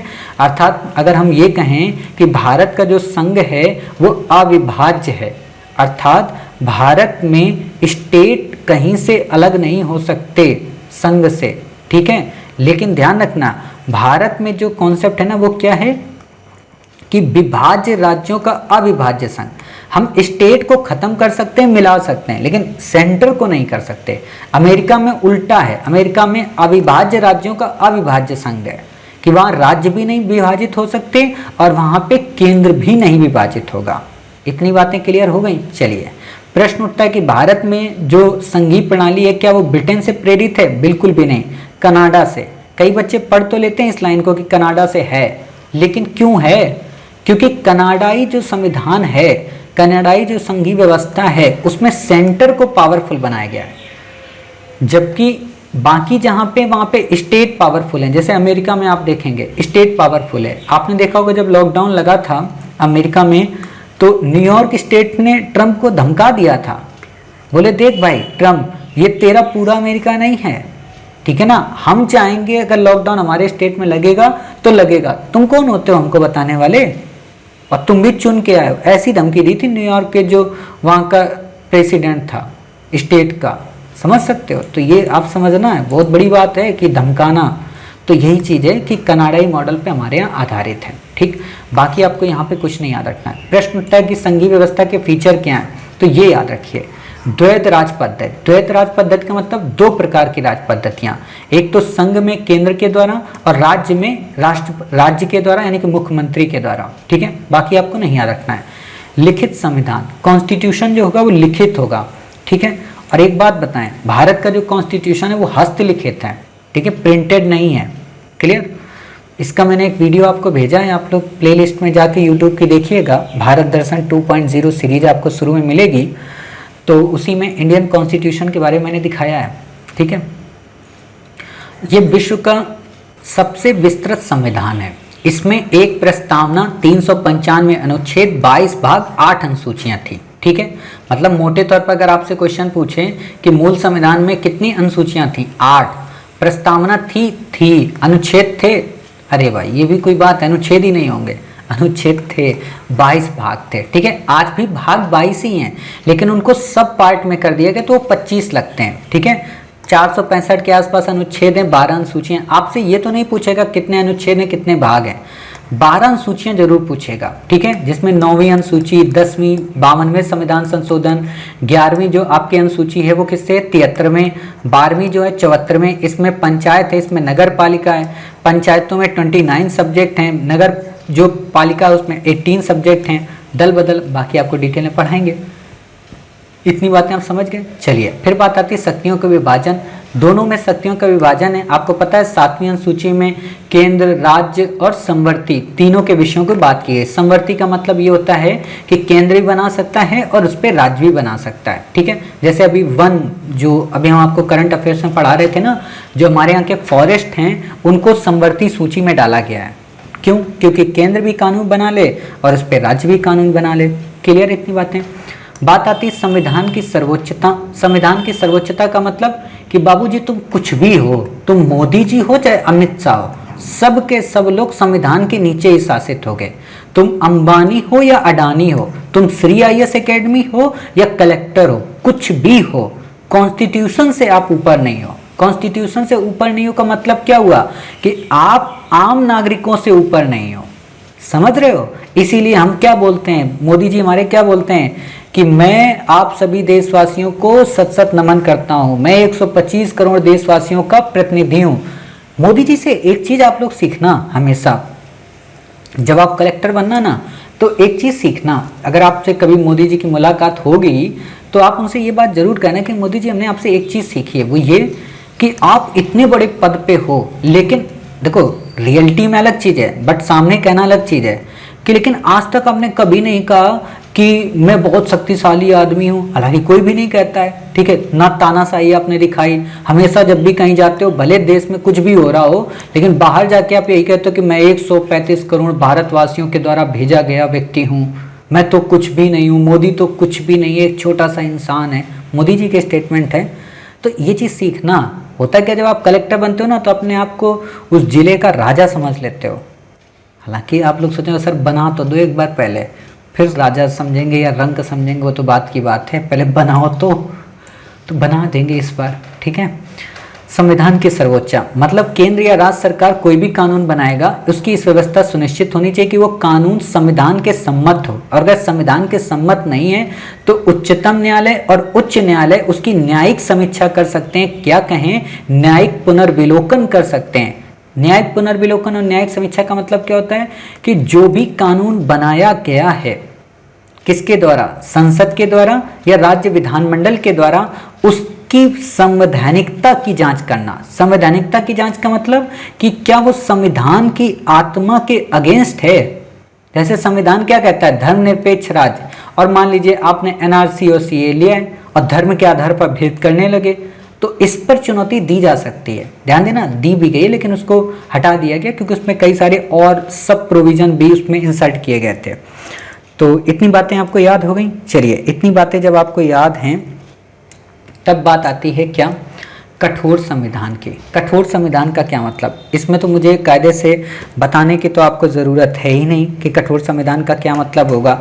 संविधान संशोधन की जो प्रोसेस होगी वो अगर जटिल है तो हम कहते हैं कठोर संविधान है। इसका दूसरा वर्ड क्या है, अनम्य, ठीक है, तो ये पता है आपको।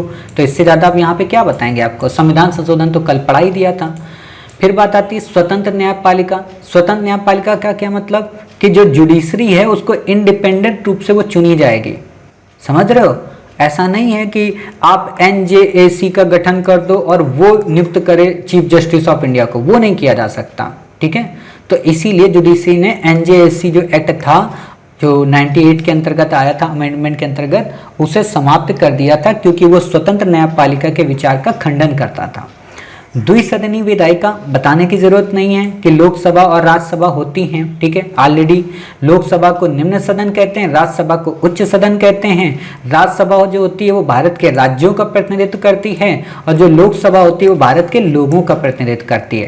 राज्यसभा हमेशा हालांकि कम शक्तिशाली होती है जबकि लोकसभा जो होती है अधिक शक्तिशाली होती है। बाकी हम आपको संसद वाले टॉपिक में इस टॉपिक को और डिटेल में पढ़ाएंगे, ठीक है। अब बात आती है संविधान की एकात्मक विशेषताएं। केंद्र इसमें सशक्त होता है, ठीक है। हमारे यहाँ क्या है, केंद्र सशक्त ही तो बनाया गया है, ठीक।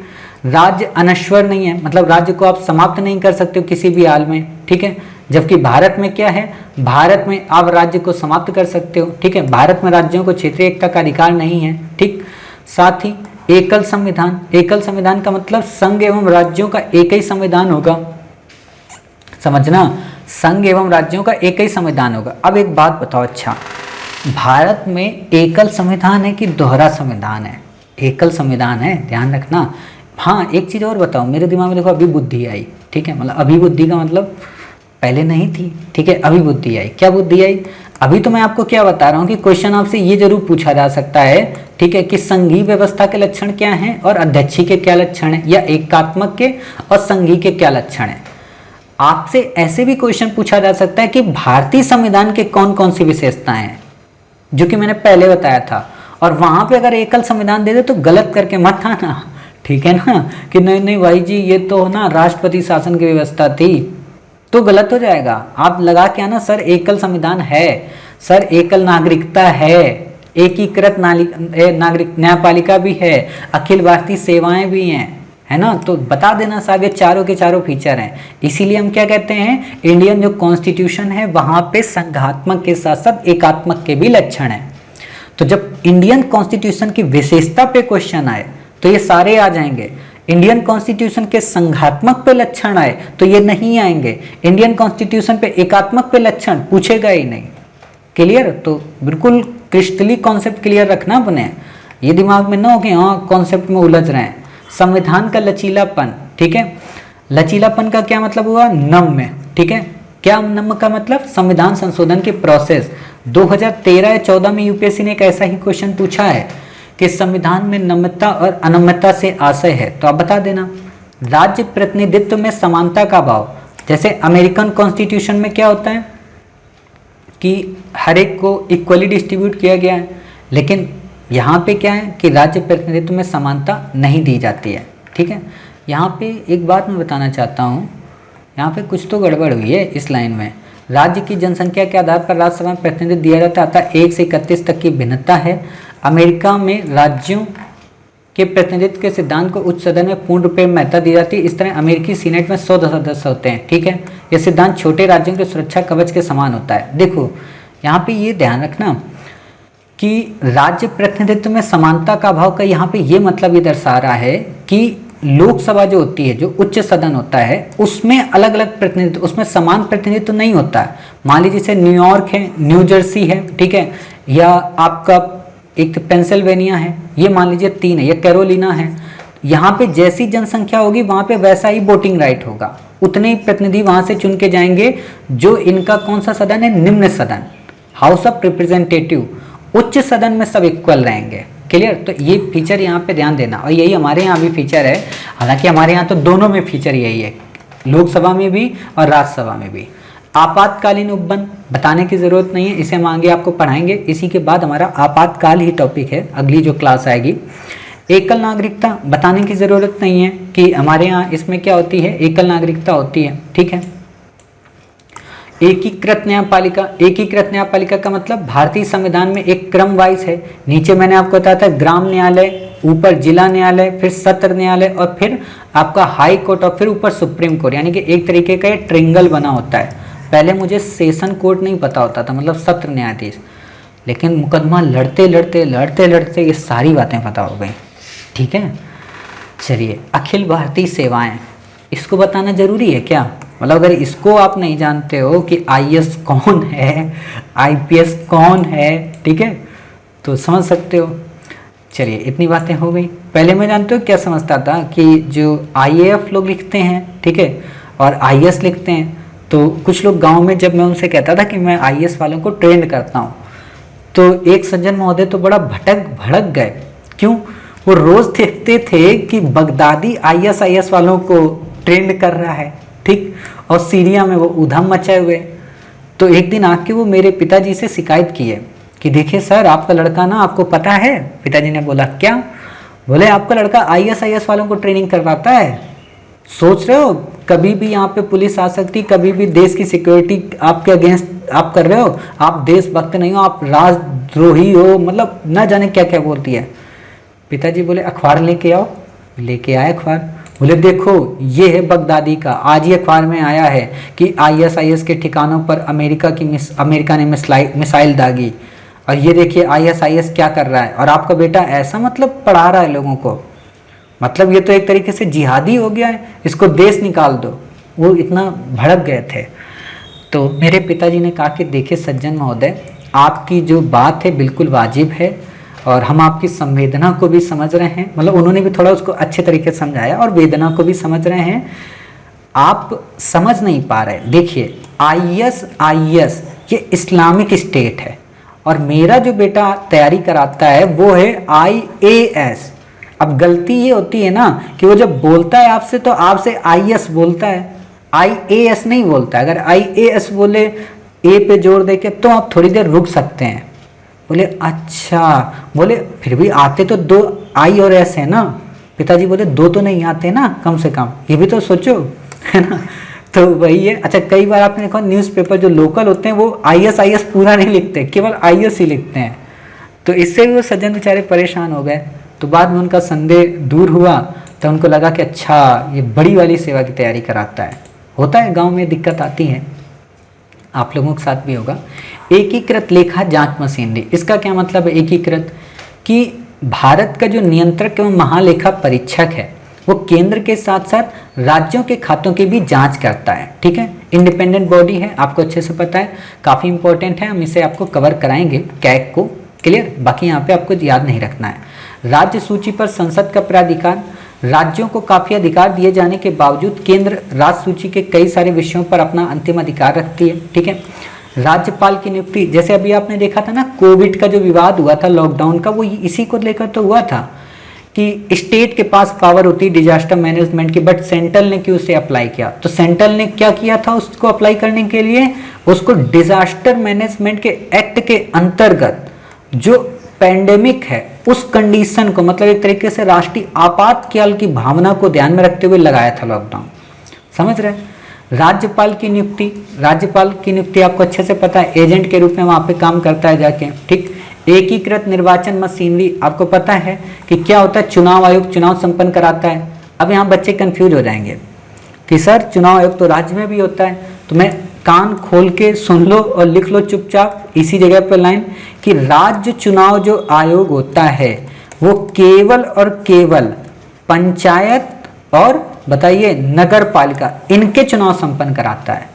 राज्य में जो विधायकों का चुनाव होता है, विधानमंडल जो बनती है, उसका चुनाव निर्वाचन आयोग ही कराता है। अगर मैं ये कहूँ निर्वाचन आयोग लोकसभा का, राज्यसभा का, ठीक है, आपके प्रधानमंत्री का और आपके मतलब लोकसभा राज्यसभा नॉर्मल सी बात है, उसमें कॉमन सी बात आ गई, ठीक है, राष्ट्रपति का, उपराष्ट्रपति का और आपका विधानमंडल, इन सब का चुनाव कराता है, ठीक। राज्यों के विधेयकों पर वीटो, राज्यों के विधेयकों पर वीटो रहता है राष्ट्रपति के पास। इस लाइन को मैं यहाँ बता दूं क्या, वहीं पे बताऊंगा संसद में, ठीक है, और विधानमंडल जब पढ़ाऊंगा तो वहाँ बताऊंगा। लेकिन फिर भी कुछ बच्चों के दिमाग में लग रहा होगा सर बात निकली है तो दूर तलक तो जाएगी ही, क्यों बीच में रोक दे रहे हो। तो ठीक है, सुनो ध्यान से सुनना। ना समझ पाओ तो 2 बार वीडियो को चला लेना, फिर समझ जाओगे। और अगर फिर भी ना समझ पाओ तो 1 से 2 दिन का वेट कर लो, 5, 7वें या 6ठे डे में हम ऑलरेडी आपको कवर करा देंगे, ठीक है। क्या समझना है आपको, समझना ये है, यहाँ पे रुको नीचे इसको थोड़ा करते हैं। हाँ, समझना ये है कि जैसे मान लीजिए संसद है, ठीक है, संसद में लोकसभा है, राज्यसभा है। लोकसभा ने कोई विधेयक पास किया, राज्यसभा में वो गया, राज्यसभा ने कोई उसमें सुझाव दिया, ठीक है, ध्यान से देखना। राज्यसभा ने कोई सुझाव दिया, लोकसभा ने उसे माना और नहीं माना, ठीक है। अगर मान लिया तो अच्छी बात है, नहीं माना और अगर गतिरोध हो गया, विधेयक साधारण है, तो राष्ट्रपति संयुक्त बैठक बुला लेगा और फिर उसके बाद मानना ही पड़ेगा। क्लियर, साधारण बहुमत से।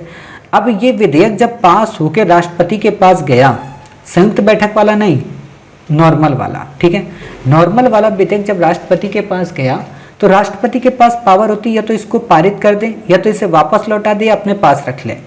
अगर राष्ट्रपति ने इसे पुनर्विचार के लिए भेज दिया और लोकसभा ने उस पुनर्विचार को देखते हुए उन कमियों को दूर कर लिया, कमियों को दूर करने के बाद उसे फिर से राष्ट्रपति के पास भेज दिया, तो राष्ट्रपति को परमिशन देना अनिवार्य है। क्लियर हो गई इतनी बातें, मतलब राष्ट्रपति फिर रोककर नहीं रख सकता। लेकिन अगर राज्य विधानमंडल ने कोई विधेयक पारित किया, वो विधेयक राज्यपाल के पास गया, राज्यपाल को ये लगता है कि ये विधेयक राष्ट्रपति को भेजना चाहिए, तो उसने राष्ट्रपति को भेज दिया। राष्ट्रपति ने उस विधेयक को पास करने से पहले पुनर्विचार के लिए राज्यपाल को भेजा कि जाओ भाई साहब इसको विधानमंडल को फिर से दो और उनसे कहो कि एक बार सोच के बना के फिर से भेजें। और राज्य विधानमंडल ने फिर अगर राज्यपाल को भेजा और राज्यपाल ने फिर राष्ट्रपति को भेज दिया, तो राष्ट्रपति उस पर अनुमति देने के लिए बाध्यकारी नहीं है। इसी को कहते हैं राष्ट्रपति की वीटो पावर। समझ गए, बस इतना ही समझाना था, ठीक है। चलिए, इतनी बातें जब आपकी क्लियर हो गई, फिर बात आती है इसकी आलोचना। आलोचना हमें पढ़नी नहीं है क्योंकि हमें मेंस थोड़ा ना लिखना है जो मेंस में हमसे क्वेश्चन पूछेगा। क्लियर, तो ये बातें आपकी क्लियर हो गई। चलिए, इतनी बातें जब क्लियर हो गई तो बात आती है यहाँ पे कि भारतीय संविधान आखिरकार एकात्मक क्यों हुआ। कुछ कारण है ना एकात्मक के, कुछ फीचर हैं, तो वो ये हैं। नंबर 1, इसमें 2 कारण बताएंगे। वित्तीय मामलों में केंद्र का प्रभुत्व एवं राज्यों के केंद्रीय अनुदान पर निर्भरता, जैसे आज जीएसटी का आप इशू देखते होंगे। तत्कालीन शक्तिशाली योजना आयोग द्वारा राज्य की विकास प्रक्रिया को नियंत्रित करने की व्यवस्था। हालांकि अब तो नीति आयोग आ गया है, तो नीति आयोग क्या करता है, सबके साथ सहकारी संघवाद को प्रमोट करता है, ठीक है, यानी कि कोऑपरेटिव फेडरलिज्म को प्रमोट करता है। वो योजना आयोग से थोड़ा सा अलग है, समझ रहे हो। तो बस यही बातें आपको याद रखनी, बाकी आपसे यहाँ पे कोई क्वेश्चन पूछेगा नहीं और ना ही आपको याद रखने की आवश्यकता है, ठीक है। अब बात आती है यहाँ पे क्या, ये संघीय व्यवस्था के नकारात्मक क्या फीचर होते हैं, तो वही बात है कि सामान्यतः शक्तियों का विभाजन होता है जिसके अंतर्गत राज्य स्वायत्त होते हुए अपना कार्य करते हैं। राष्ट्रीय एकता की आवश्यकता में विशेष परिस्थितियों के तहत एक मजबूत संघीय सरकार भी बनाई जाती है, अर्थात संघीय व्यवस्था में चेक एंड बैलेंस ज़्यादा होता है।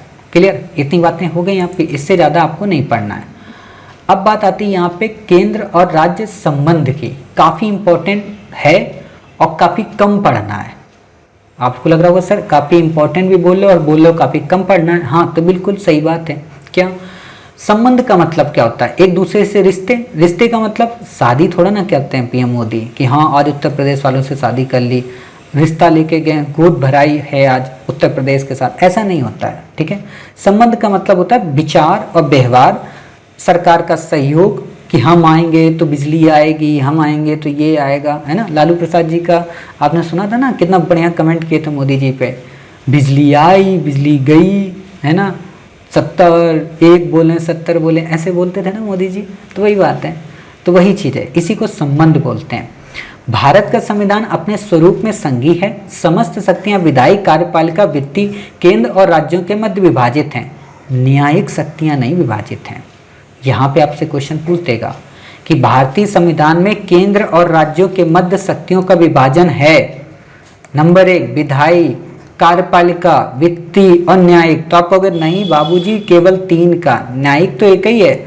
जो मूल अधिकार इंडियन कॉन्स्टिट्यूशन में है वो स्टेट में भी मूल अधिकारी होंगे, ऐसा थोड़ा ना उसमें वो डीपीएसपी बन जाएंगे, तब तो दिक्कत हो जाएगी ना।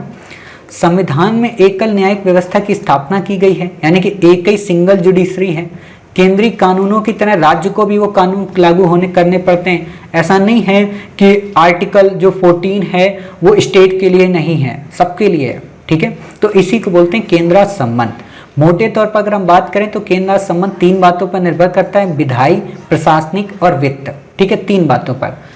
आप लोगों को लग रहा होगा सर संबंध की बात करो तो कुछ हमारे पड़ोसियों के भी संबंध बता दो, कुछ हमारे आपके भी संबंध बता दो, तो ठीक है। देखो क्योंकि आप लोग भी थक जाते होगे ना, तो सोचते होगे थोड़ा तो कम से कम मास्टर बात कर लिया करो रुक के, रात दिन पढ़ाते ही रहोगे आप हमको। ठीक है, तो संबंध का मतलब क्या होता है? संबंध का मतलब आप ऐसे समझिए कि जैसे हमारा आपका क्या संबंध है। हमारा आपका एक तो संबंध है पढ़ाई का, ठीक है, कि हम आपको पढ़ाते हैं और आप पढ़ते हैं। दूसरा संबंध क्या है कि हमारी ये जिम्मेदारी है कि आपको हम पास करा के रहेंगे। तीसरा संबंध क्या है कि आप लोग मधुर मधुर गाने सुनते रहते हो डेली हमसे, तो हमें भी ये लगता है कि कम से कम चलो जो हमारे अलोकप्रिय गाने हैं उनको आप लोकप्रिय बना रहे हो।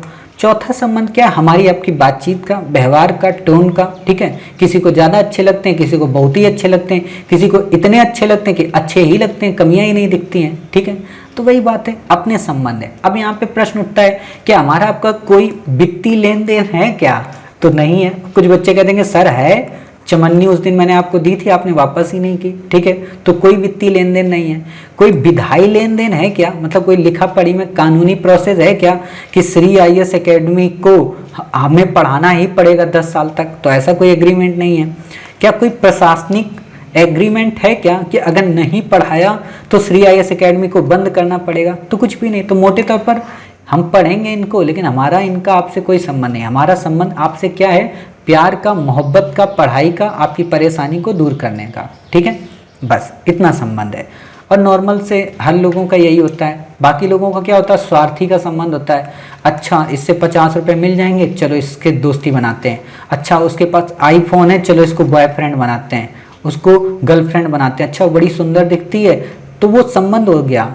चरित्र देख के, चित्र देख के, पैसा देख के, वो अलग संबंध होता है। और इसीलिए कहते हैं वो जो रिलेशनशिप होती है ना उसमें ब्रेकअप बहुत होते हैं, पैचअप भी बहुत होते हैं। हमसे आप लोग ब्रेकअप कर ही नहीं सकते हो, कितनी भी कोशिश कर लो। पता होगा कि ब्रेकअप करोगे तो आप ही का घाटा है, मेरा तो होगा नहीं। ठीक है ना, तो वही बात है। हालांकि हम खुद ही नहीं करते हैं। अगर आप में से कोई नाराज हो जाता है तो हम पर्सनली उसको फ़ोन करके नहीं कहते हैं कि भाई क्या हुआ, हमसे नाराज़ क्यों? भले गलती आपकी हो लेकिन माफ़ी हम मांगते हैं। क्यों? क्योंकि माफ़ी मांगने से कोई छोटा या बड़ा नहीं हो सकता, और जो माफ़ कर देता है उसका दिल बहुत बड़ा होता है। किसने कहा था? रास ने। किस मूवी में? कभी खुशी कभी गम में। ठीक, चलो देखते हैं विधायी संबंध। ठीक, संसद पूरे भारत या किसी भी क्षेत्र के लिए कानून बना सकती है। मोस्ट इंपॉर्टेंट लाइन है, संसद पूरे देश के लिए कानून बना सकती है, और जब संसद कानून बनाएगी किसी भी राज्य के लिए, किसी भी देश के लिए, तो जरूरी नहीं है कि वो राज्यों से परमिशन ले, बिना राज्यों के परमिशन के भी संसद पूरे देश में कानून लागू करवा सकती है। तो भारतीय क्षेत्र के राज्य इसमें शामिल हैं, केंद्र शासित भी इसमें शामिल है। राज्य विधानमंडल पूरे राज्य या राज्य के लिए किसी क्षेत्र के लिए कानून बना सकता है। ध्यान देना, संसद पूरे देश के लिए, राज्य विधानमंडल केवल अपने राज्य के लिए, पड़ोस वाले के लिए नहीं। मतलब योगी आदित्यनाथ जी ये नहीं कहेंगे कि अरे शिवराज बाबू आप खाली बैठे हो क्या, लाओ हम आपके यहाँ कानून बना देते हैं आके, ऐसा नहीं हो सकता है। ठीक है, राज्य विधानमंडल द्वारा निर्मित कानून राज्य के बाहर के क्षेत्रों में इंप्लीमेंट नहीं होंगे। ठीक है, केवल संसद अकेले अतिरिक्त क्षेत्रीय विधान बना सकती है। अतिरिक्त क्षेत्रीय विधान का मतलब कि एक्सटर्नल जो भी लॉज हैं, जैसे कोई व्यक्ति वैष्णो देवी में यात्रा करने नहीं जाएगा तो उत्तराखंड वाला ये नहीं कहेगा कि नहीं नहीं आप यात्रा करने आओ, देखते हैं कौन रोक रहा है। समझ गए, ये नहीं कह सकता है, उसके लिए संसद है, और संसद पे उसके लिए बात बताएगी कि देख भाई डेल्टा आ गया है, कोरोना का वेरिएंट खा जाएगा सबको, वापस आ जाओ माता जी से। और माता जी ने कब कहा था कि आप हमारे दरबार में आना, ठीक है, और वही मास्क लगा के आना। मतलब माता जी को भी ना ये लोग छोड़ेंगे नहीं कोरोना संक्रमित कराने से। ठीक है, तो वही बात है। अब यहाँ पे ध्यान देना, 2-3 इंपॉर्टेंट फैक्ट हैं, बहुत इंपॉर्टेंट हैं। ठीक है, जो संसद के कानून निम्नलिखित क्षेत्रों में लागू नहीं होते हैं। ठीक, राष्ट्रपति 5 केंद्र शासित प्रदेशों में शांति, उन्नति, अच्छी सरकार के लिए नियम बना सकता है। अंडमान एवं निकोबार द्वीप समूह, लक्षद्वीप, दादर एवं नागर हवेली, दमन द्वीप और लद्दाख। ठीक है, अब यहाँ ध्यान देना, दमन एवं द्वीप और लद्दाख, सॉरी दादर एवं नागर हवेली और दमन द्वीप ये तो मिला दिए गए, तो अब यहाँ पे जो 5 है ना, इसको यहाँ 4 कर लेना। क्लियर, तो बाकी लद्दाख तो दिया ही है आपका। ठीक, तो 4 यूटीज के लिए कानून बना सकता है कौन? राज्यपाल नहीं, संसद नहीं, राष्ट्रपति। आपको यही तीनों ऑप्शन देता है, तो आपको पता होना चाहिए कि राष्ट्रपति कानून बना सकता है। अब एक और बात ध्यान देना, क्या राज्यपाल को इस बात की शक्ति प्राप्त है वह संसद के किसी विधेयक को सूचीबद्ध क्षेत्र में लागू ना करे या उसमें कुछ विशेष संशोधन कर लागू करे। मतलब सूचीबद्ध क्षेत्र मतलब जैसे अनुसूचित जो क्षेत्र हैं, अनुसूचित जनजाति और अनुसूचित जाति, आपने पढ़ा था ना, 5वीं अनुसूची और 6ठी अनुसूची। 5वीं में क्या था, असम, मेघालय, त्रिपुरा, मिजोरम राज्यों को छोड़कर बाकी सभी अनुसूचित जनजाति क्षेत्र, और 6ठी में क्या था, असम, मेघालय, त्रिपुरा, मिजोरम के राज्य। तो ये पता होना चाहिए। तो यहाँ पे क्या होगा कि असम का राज्यपाल संसद के किसी विधेयक को जनजातीय क्षेत्रों में प्रयोज्य न कर, प्रयोज्य का मतलब लागू, इस वर्ड को लिख लो, यूपीएससी बहुत बार प्रयोज्य और प्रयोजित पूछती है। लागू इसका मतलब होता है न कर, कुछ परिवर्तनों के साथ लागू कर सकता है। राष्ट्रपति को भी इस तरह की शक्ति जनजातीय क्षेत्रों मेघालय, त्रिपुरा और मिजोरम के लिए प्राप्त है। आप कहोगे सर दिक्कत हो गई, अब तो सच में दिक्कत हो गई। क्या? 5वीं अनुसूची से जितने संबंधित क्षेत्र हैं उस पे कानून कौन लागू करेगा? राज्यपाल। 6ठी अनुसूची के जो क्षेत्र हैं उन पे कौन करेगा? राष्ट्रपति। टोटल पे कौन करेगा? जो केंद्र शासित प्रदेश हैं उस पर राष्ट्रपति। ठीक है, तो इतनी बातें याद रखना, बाकी आपको याद रखने की जरूरत नहीं है। बाकी ये विषय आपसे पूछता तो नहीं है, लेकिन मैं आपको बस इतना बताना चाहूंगा, मोटे मोटे विषय आप याद कर लो। 7वीं अनुसूची से संबंधित कौन कौन से विषय हैं? तो संघ सूची में कौन कौन है? रक्षा, बैंकिंग, विदेश मामले, मुद्रा, बीमा, केंद्र राज्य व्यापार, वाणिज्य, जनगणना और लेखा परीक्षा। जनगणना इंपॉर्टेंट है, आपसे क्वेश्चन पूछ सकती है, तो ऐसे याद कर लो। ठीक है, राज्य विधानमंडल में कौन कौन से हैं? जन स्वास्थ्य एवं सफाई, पुलिस, सार्वजनिक व्यवस्था, स्थानीय शासन, मत्स्य पालन, बाजार, कृषि, जेल। ठीक है, अब कृषि में भी जो वन वगैरह हैं वो सबके सब किसमें आ गए? समवर्ती में। जैसे ये वन एवं पक्षियों का संरक्षण, ठीक है, वन देख रहे हो, शिक्षा, नाप एवं तौल। ठीक है, न्याय का। अब यहाँ पे कुछ बच्चे सर कह रहे होंगे सर नाप तौल का मतलब होता है कि जो उत्तर प्रदेश में 1 किलो का बांट होगा वो मध्य प्रदेश में 2 किलो का बांट होगा। बिल्कुल भी नहीं, समझ रहे हो? नाप तौल का मतलब ये नहीं होता। नाप तौल का मतलब क्या होता है? नाप तौल का मतलब होता है खेत से। खेत का मतलब जैसे आप देखे होंगे कि बिस्वा, बिस्वा क्या होता है? खेत की माप की इकाई है।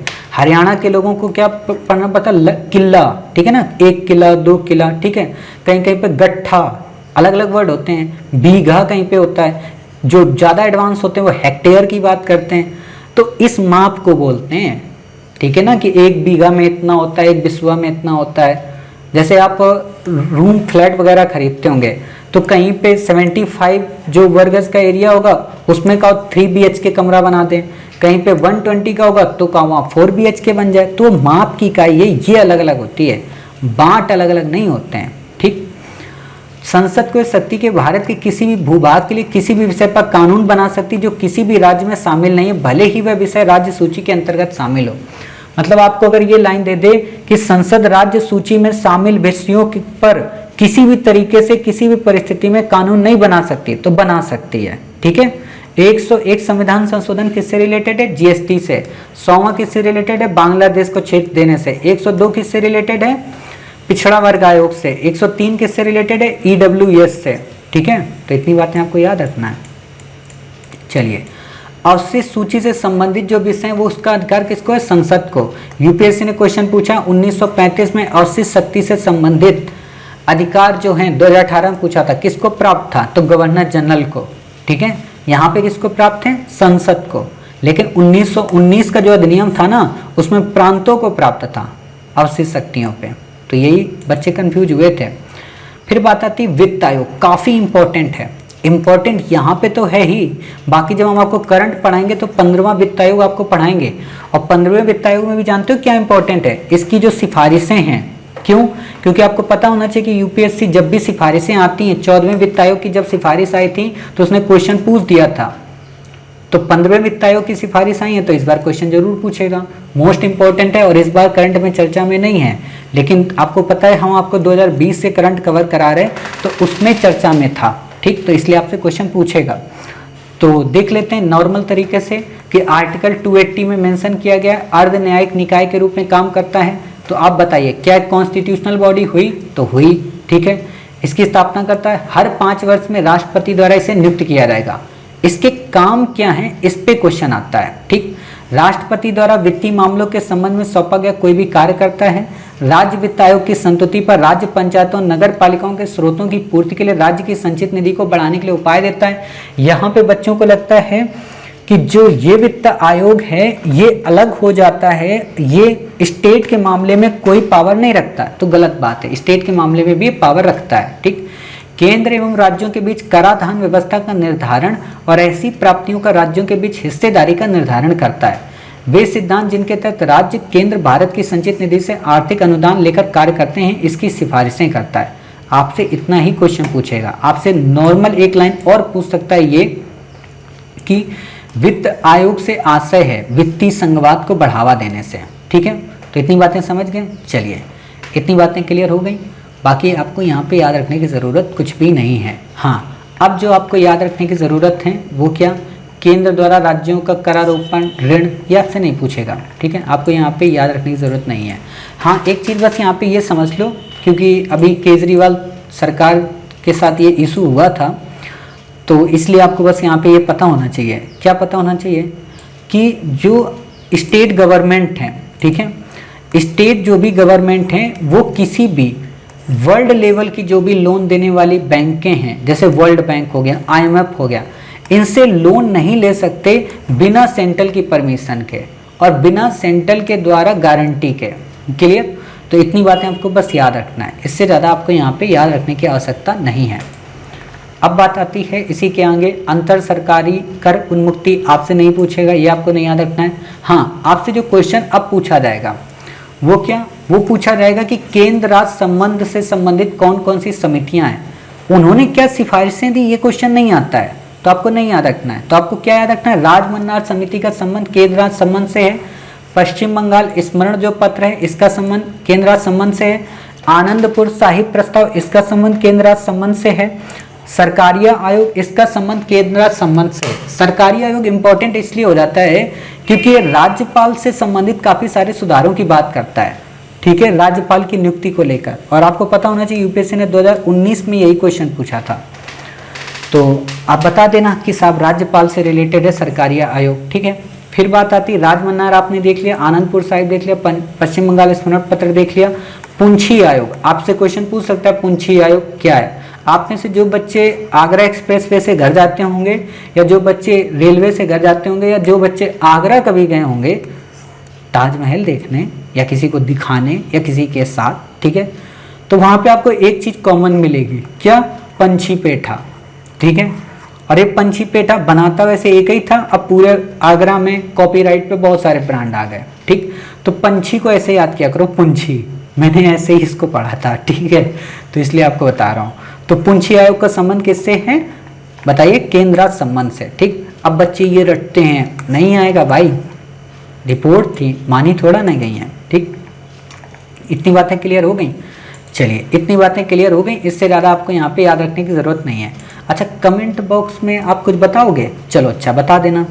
आप ये कमेंट बॉक्स में बताइए कि जीवी के राव समिति का संबंध किससे है, आप ये बताइए जेवीपी समिति का संबंध किससे है, आप ये बताइए फजल अली आयोग का संबंध किससे है, आप ये बताइए थुंगन समिति का संबंध किससे है। ये सारी चीज़ें मैंने आपको बता रखी थी, ठीक है। तो आप कमेंट बॉक्स में बताइएगा। 4 क्वेश्चन आज दिए हैं आपको, ज़्यादा नहीं दिए हैं, रोना मत कोई भी, ठीक। अब हमारा जो लास्ट टॉपिक है काफ़ी इंपॉर्टेंट है, अच्छा है, क्या है, अंतर्राज्यीय संबंध के बारे में, ठीक है। अंतर्राज्यीय संबंध मतलब राज्यों के मध्य संबंध, ठीक है। अभी हमने पढ़ा था केंद्र राज्य संबंध, अब राज्यों के मध्य संबंध की बात क्या है। तो आप देखते होंगे कि राज्यों के मध्य काफ़ी सारे विवाद रहते हैं। जैसे कोविड-19 के टाइम पीरियड पे आपने एक बहुत बड़ा विवाद सुना होगा कि केरल के जो लोग थे, ठीक है, उनको कर्नाटक वाले अपने यहाँ आने नहीं दे रहे थे इलाज के कारण। क्यों? क्योंकि कर्नाटक में क्या था, बेंगलुरु में अच्छे अच्छे हॉस्पिटल हैं, तो केरल को मेडिकल सुविधाएं नहीं प्रोवाइड कराई जा रही थी, तो केरल के लोग नाराज हो गए थे। कई बार आपने देखा होगा तमिलनाडु, केरल, कर्नाटक के मध्य विवाद रहता है कावेरी जल को लेकर, है ना। तो वही बातें हैं, तो उसी चीज़ से डील करने के लिए कई सारी संस्थाओं का गठन किया गया, जिसमें एक संस्था थी अंतर्राज्यीय परिषद, दूसरी थी क्षेत्रीय परिषदें। क्वेश्चन आपसे इन्हीं दोनों में से आएगा, बाकी आपसे कोई क्वेश्चन नहीं पूछा जाएगा, ठीक है। तो इन्हीं दोनों को हमें याद करने की ज़रूरत है अच्छे तरीके से, क्लियर। चलिए, तो क्या क्या है अंतर्राज्यीय जल विवाद का कॉन्सेप्ट। आर्टिकल 262 में इस विवाद के बारे में बातें कही गई। क्या कहा गया है कि संसद कानून बनाकर अंतर्राज्यीय नदियों, नदी घाटियों के जल के प्रयोग, बंटवारे तथा नियंत्रण से संबंधित किसी विवाद पर शिकायत का न्याय निर्णय कर सकती है। संसद ये भी व्यवस्था कर सकती है कि ऐसे किसी विवाद में न हो, ऐसे विवाद में ना हो उच्चतम न्यायालय, ना ही कोई उच्च न्यायालय अपने अधिकार क्षेत्र का उपयोग करे। इसका क्या मतलब है? इसका मतलब ये है कि संसद अगर चाहे तो ये भी व्यवस्था कर सकती है कि इस विवाद को उच्च न्यायालय और उच्चतम न्यायालय में जाने से पहले ही उसे सॉल्व करने की कोशिश करे, ठीक है। और उसके लिए वो ट्रिब्यूनल्स का गठन करती है। ट्रिब्यूनल्स मोटे तौर पर एक तरीके से आप कह सकते हो कि कोर्ट्स ही होते हैं, लेकिन ट्रिब्यूनल्स पर्टिकुलर किसी एक स्पेसिफिक इशू को डील करने के लिए बनाए जाते हैं। जैसे जल विवाद को डील करने के लिए अलग ट्रिब्यूनल बनाए गए, ठीक है। महिलाओं से रिलेटेड केसेस से डील करने के लिए एक अलग ट्रिब्यूनल बनाया गया। जैसे आप लोग नाम सुनते होंगे फास्ट ट्रैक कोर्ट, जैसे अभी आपने सुना होगा 3-4 घटनाएं देश में हुई हैं, मतलब बहुत ही खराब घटनाएं हुई हैं देश में। सबसे बड़ी बात है कि ऐसी घटनाएं जो करते हैं उनके खिलाफ हमारा जो सिस्टम बड़ा लचीला है। जैसे दिल्ली में आपने सुना होगा एक 9 साल की बच्ची के साथ, ठीक है। आपने अभी सुना होगा कि एक कहाँ का एक क्षेत्र था, देवरिया का शायद, अब मुझे पता नहीं है, मतलब उतना कंफर्म नहीं हूँ मैं, ऐसे ही क्षेत्र है कहीं देवरिया एवरिया का। तो वहाँ पे क्या हुआ कि एक बच्ची ने टॉप और जीन्स पहन लिया तो उसको मार के फेंक दिया, ठीक है। एक विवाद और अभी देखने को मिला है, अभी उत्तर प्रदेश का ही है, मेरठ का, हाँ मेरठ का ही विवाद है। उसमें एक लड़की के साथ मतलब फिजिकली वो किया गया, उसके साथ रेप किया गया, ठीक है। तो बहुत सारी घटनाएं हैं। तो ये सब मतलब इनके लिए अब जो बनाया जाएगा फास्ट ट्रैक कोर्ट, वो एक तरीके का ट्रिब्यूनल ही होता है। वो सुप्रीम कोर्ट और हाई कोर्ट से अलग हट के सुनवाई करेगा, काफ़ी क्विक एंड फास्ट मोड में, ठीक है। तो वही चीज़ें हैं। अंतर्राज्यीय जल विवाद अधिनियम केंद्र सरकार को अंतर्राज्यीय नदी या घाटी जल के संबंध में या 2 से 2 अधिक राज्यों के लिए एक अस्थायी न्यायालय, बता दिया। अस्थायी न्यायालय का मतलब केवल उसी इशू के लिए गठित होगा, फिर समाप्त कर दिया जाएगा। तो एक ट्रिब्यूनल बनाया जाएगा और उसका जो डिसीजन होगा अंतिम होगा और सभी पक्षों के लिए मान्य होगा, ठीक। अब यहाँ पे ध्यान देना, उस डिसीजन को सुप्रीम कोर्ट में चुनौती नहीं दी जा सकती अगर उसमें संवैधानिकता का अंग निहित नहीं है। अगर उसमें संविधान की परिभाषा से रिलेटेड कोई बात है तो उसको आप अपील कर सकते हो, ठीक है। बाकी उसमें आप अपील नहीं कर सकते हो। वही बातें यहाँ पे दी गई। अभी तक 8 अंतर्राज्यीय जल विवाद का गठन किया जा चुका है, आपसे नहीं पूछेगा। इंपॉर्टेंट यही है अंतर्राज्यीय परिषद क्या कि आर्टिकल 263 में मेंशन है। जल्दी से बता दो, जब मैं आपसे कहता हूं आर्टिकल में कोई बात मेंशन होती तो क्या वो एक्ट होती है, या कहें क्या वो कॉन्स्टिट्यूशनल होती है, या वो स्टैच्यूटरी होती है? बिल्कुल सही आपने जवाब दिया कि सर जो आर्टिकल में मेंशन होती है वो बात वास्तव में क्या होती है, कॉन्स्टिट्यूशनल होती है। जो एक्ट में मेंशन होती है वो वास्तव में स्टैच्यूटरी होती है। यानी कि आर्टिकल का संबंध होता है कॉन्स्टिट्यूशन से, एक्ट का संबंध होता है किससे, स्टैच्यूटरी से। ठीक है, तो अगर मैं कहूँ, मतलब ये तो गाने की तरह बन गया कि अगर मैं कहूँ, ठीक है, तो क्या होगा, अंतर्राज्यीय परिषदें, अंतर्राज्यीय परिषदें एक तरीके की संवैधानिक संस्था है, संवैधानिक निकाय है। आपको ऑप्शन में तो यही देगा, अंतर्राज्यीय परिषद क्या है, तो आप बता देना एक संवैधानिक या कहें कि निकाय है। नंबर 2, अंतर्राज्यीय परिषद की अध्यक्षता करते हैं राष्ट्रपति, नहीं बाबूजी। प्रधानमंत्री, बिल्कुल साहब। राज्य के मुख्यमंत्री, नहीं साहब, वो सबके सब रोटेशनल बेस पे क्या करते हैं, इसकी उपाध्यक्षता करते हैं। और एक बात मैंने आपको बताई थी, इसी इशू को लेकर वेस्ट बंगाल अपना नाम बदलना चाह रहा, बांग्ला करने वाला है। ठीक है, तो अब तो रिलेट हो जाएगा। इसी को हुकिंग टैग बोलते हैं, इतनी बार तो रटवा देते हैं, आप भूलोगे ही नहीं। ठीक है, तो अब आपको ये पता है, ये याद नहीं रखना है कौन कौन से विवाद हैं। ठीक है, तो इतनी बातें समझ गए। अब यहाँ पे 2-3 बातें बस ये याद रखना, जो भी अंतर्राज्यीय परिषद के अंतर्गत जो भी डिसीजन लिए जाते हैं वो सब के सब सलाहकारी होते हैं, बाध्यकारी नहीं होते। मतलब आप जबरदस्ती थोप नहीं सकते, मोदी जी ये नहीं कह सकते मानना पड़ेगा, नहीं मान सकते। ठीक है, तो सरकारिया आयोग की सिफारिश पर इसका गठन हुआ था। ठीक है, अंतर्राज्यीय परिषद का ये सलाहकारी एक निकाय होता है। ठीक है, वीपी सिंह के नेतृत्व वाली जनता दल सरकार ने इसका गठन किया था। यहाँ पे क्वेश्चन और बनाएगा कि सरकारिया आयोग के समय, तो आप कहोगे ठीक, बीपी सिंह की सरकार थी, बिल्कुल ठीक। कांग्रेस की सरकार थी, नहीं साहब, किसकी थी, जनता दल। देखो जनता दल वास्तव में जो आज बीजेपी पार्टी आप देखते हो ना, और जो छोटी छोटी पार्टी देखते हो, रामविलास पासवान जी की पार्टी देखते हो, ठीक है, और भी कई सारी छोटी छोटी पार्टियां, मतलब कांग्रेस के अलावा जितनी भी छोटी छोटी पार्टियां थी वो सब एक बड़ी पार्टी थी पहले जनता दल के रूप में।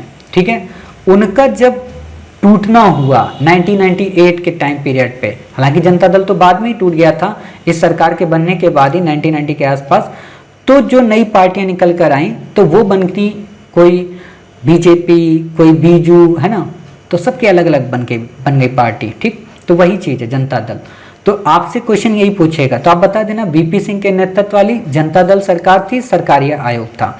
इसके हेड प्राइम मिनिस्टर, सभी राज्यों के मुख्यमंत्री इसके सदस्य, विधानसभा वाले केंद्र शासित प्रदेशों के मुख्यमंत्री। यहाँ पे आपको दे देगा निम्न में कौन शामिल होते हैं, तो आप बता देना विधानसभा वाले केंद्र शासित प्रदेशों के मुख्यमंत्री, वो केंद्र शासित प्रदेश जहाँ के प्रशासक हैं वहाँ विधानसभा नहीं है, वो प्रशासक शामिल होंगे। देखो प्रशासक, राज्यपाल और उपराज्यपाल तीनों एक ही चीज होते हैं, बस तीनों को अलग अलग जगह अलग नाम से संबोधित किया जाता है। जैसे प्रशासक को साउथ इंडिया में और अंडमान में संबोधित किया जाता है, उपराज्यपाल को दिल्ली में किया जाता है, राज्यपाल को अलग स्टेट में किया जाता है। ठीक है, राष्ट्रपति शासन वाले राज्यों के राज्यपाल प्रधानमंत्री द्वारा नॉमिनेटेड 6 कैबिनेट मिनिस्टर, ठीक है, गृह मंत्री सहित। तो इतनी बातें आप समझ गए। चलिए अब यहाँ पे ध्यान रखना कि अंतर्राज्यीय जो परिषद है उसके अध्यक्ष तो प्राइम मिनिस्टर होते हैं, लेकिन इसमें एक स्थायी समिति होती है।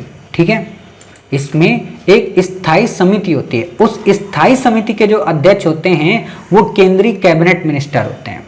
समझ रहे हो, ये बातें आपको ध्यान रखना है। परिषद की एक वर्ष में कम से कम 3 बैठकें होनी चाहिए, हालांकि हो जाती हैं, इसमें कोई बात नहीं है, लड़ाई फिर भी देखने को मिलती है।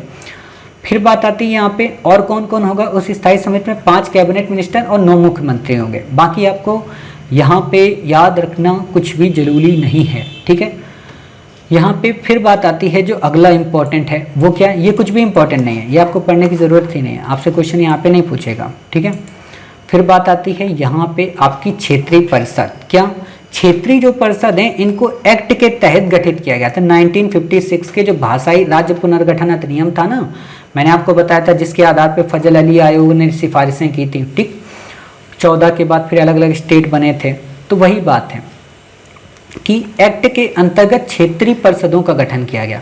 अब जब एक्ट के अंतर्गत गठित किया गया तो अब ईमानदारी से बता दो, बिना आंख को झपके, ठीक, क्या सर ये स्टैच्यूरी बॉडी हैं, ये कॉन्स्टिट्यूशनल बॉडी नहीं है, ये सांविधिक निकाय है। अब यहाँ पे एक आपको दिमाग देता हूँ, चाहे इस जगह पे ऊपर लिख लो, चाहे ऊपर लिख लो, चाहे अपने मस्तिष्क में लिख लो, जब भी आपको कहीं पे संवैधानिक और सांविधिक क्वेश्चन में दिया होगा यूपीएससी के एग्जाम हॉल में, तो पेपर में आप उसकी इंग्लिश जरूर चेक करेंगे, है ना, उसकी इंग्लिश जरूर चेक करेंगे। क्यों? क्योंकि कई बार संवैधानिक को संवैधानिक लिख दिया जाता है, ठीक है, धिक नहीं लिखा जाता, तो वो डेफिनेशन चेंज हो जाती है संवैधानिक और सांविधिक की। तो ये बातें याद रखना। और कई बार हमारी आंखें भी ना गुस्ताखी कर जाती हैं, ठीक है, तो उस चीज़ से ध्यान रखना उस चीज़ पे कि हाँ हमें इंग्लिश देखना है। बाकी तो आप छोड़ दो, पेपर कैसे अटेम्प्ट करना है वो तो 8 वीडियो जब देंगे ना, तो उसमें कैसे पहला क्वेश्चन सॉल्व होता है, कैसे दूसरा होता है, कैसे तीसरा, ये भी बताएंगे, ठीक है। तो जिन बच्चों को अभी भी बता रहा हूँ, जिनको चाहिए वो अपना रजिस्ट्रेशन नंबर, उसकी फ़ोटो हमें पर्सनली शेयर कर दें प्रखर प्रज्ञा फाउंडेशन पे या श्री आईएएस एकेडमी के पर्सनल अकाउंट पे, ग्रुप पे नहीं शेयर करना है, ठीक है। बहुत फ़ायदा पहुँचाएगा, यकीन मानना। 60+ क्वेश्चन अपने आप आपके सॉल्व करा देगा।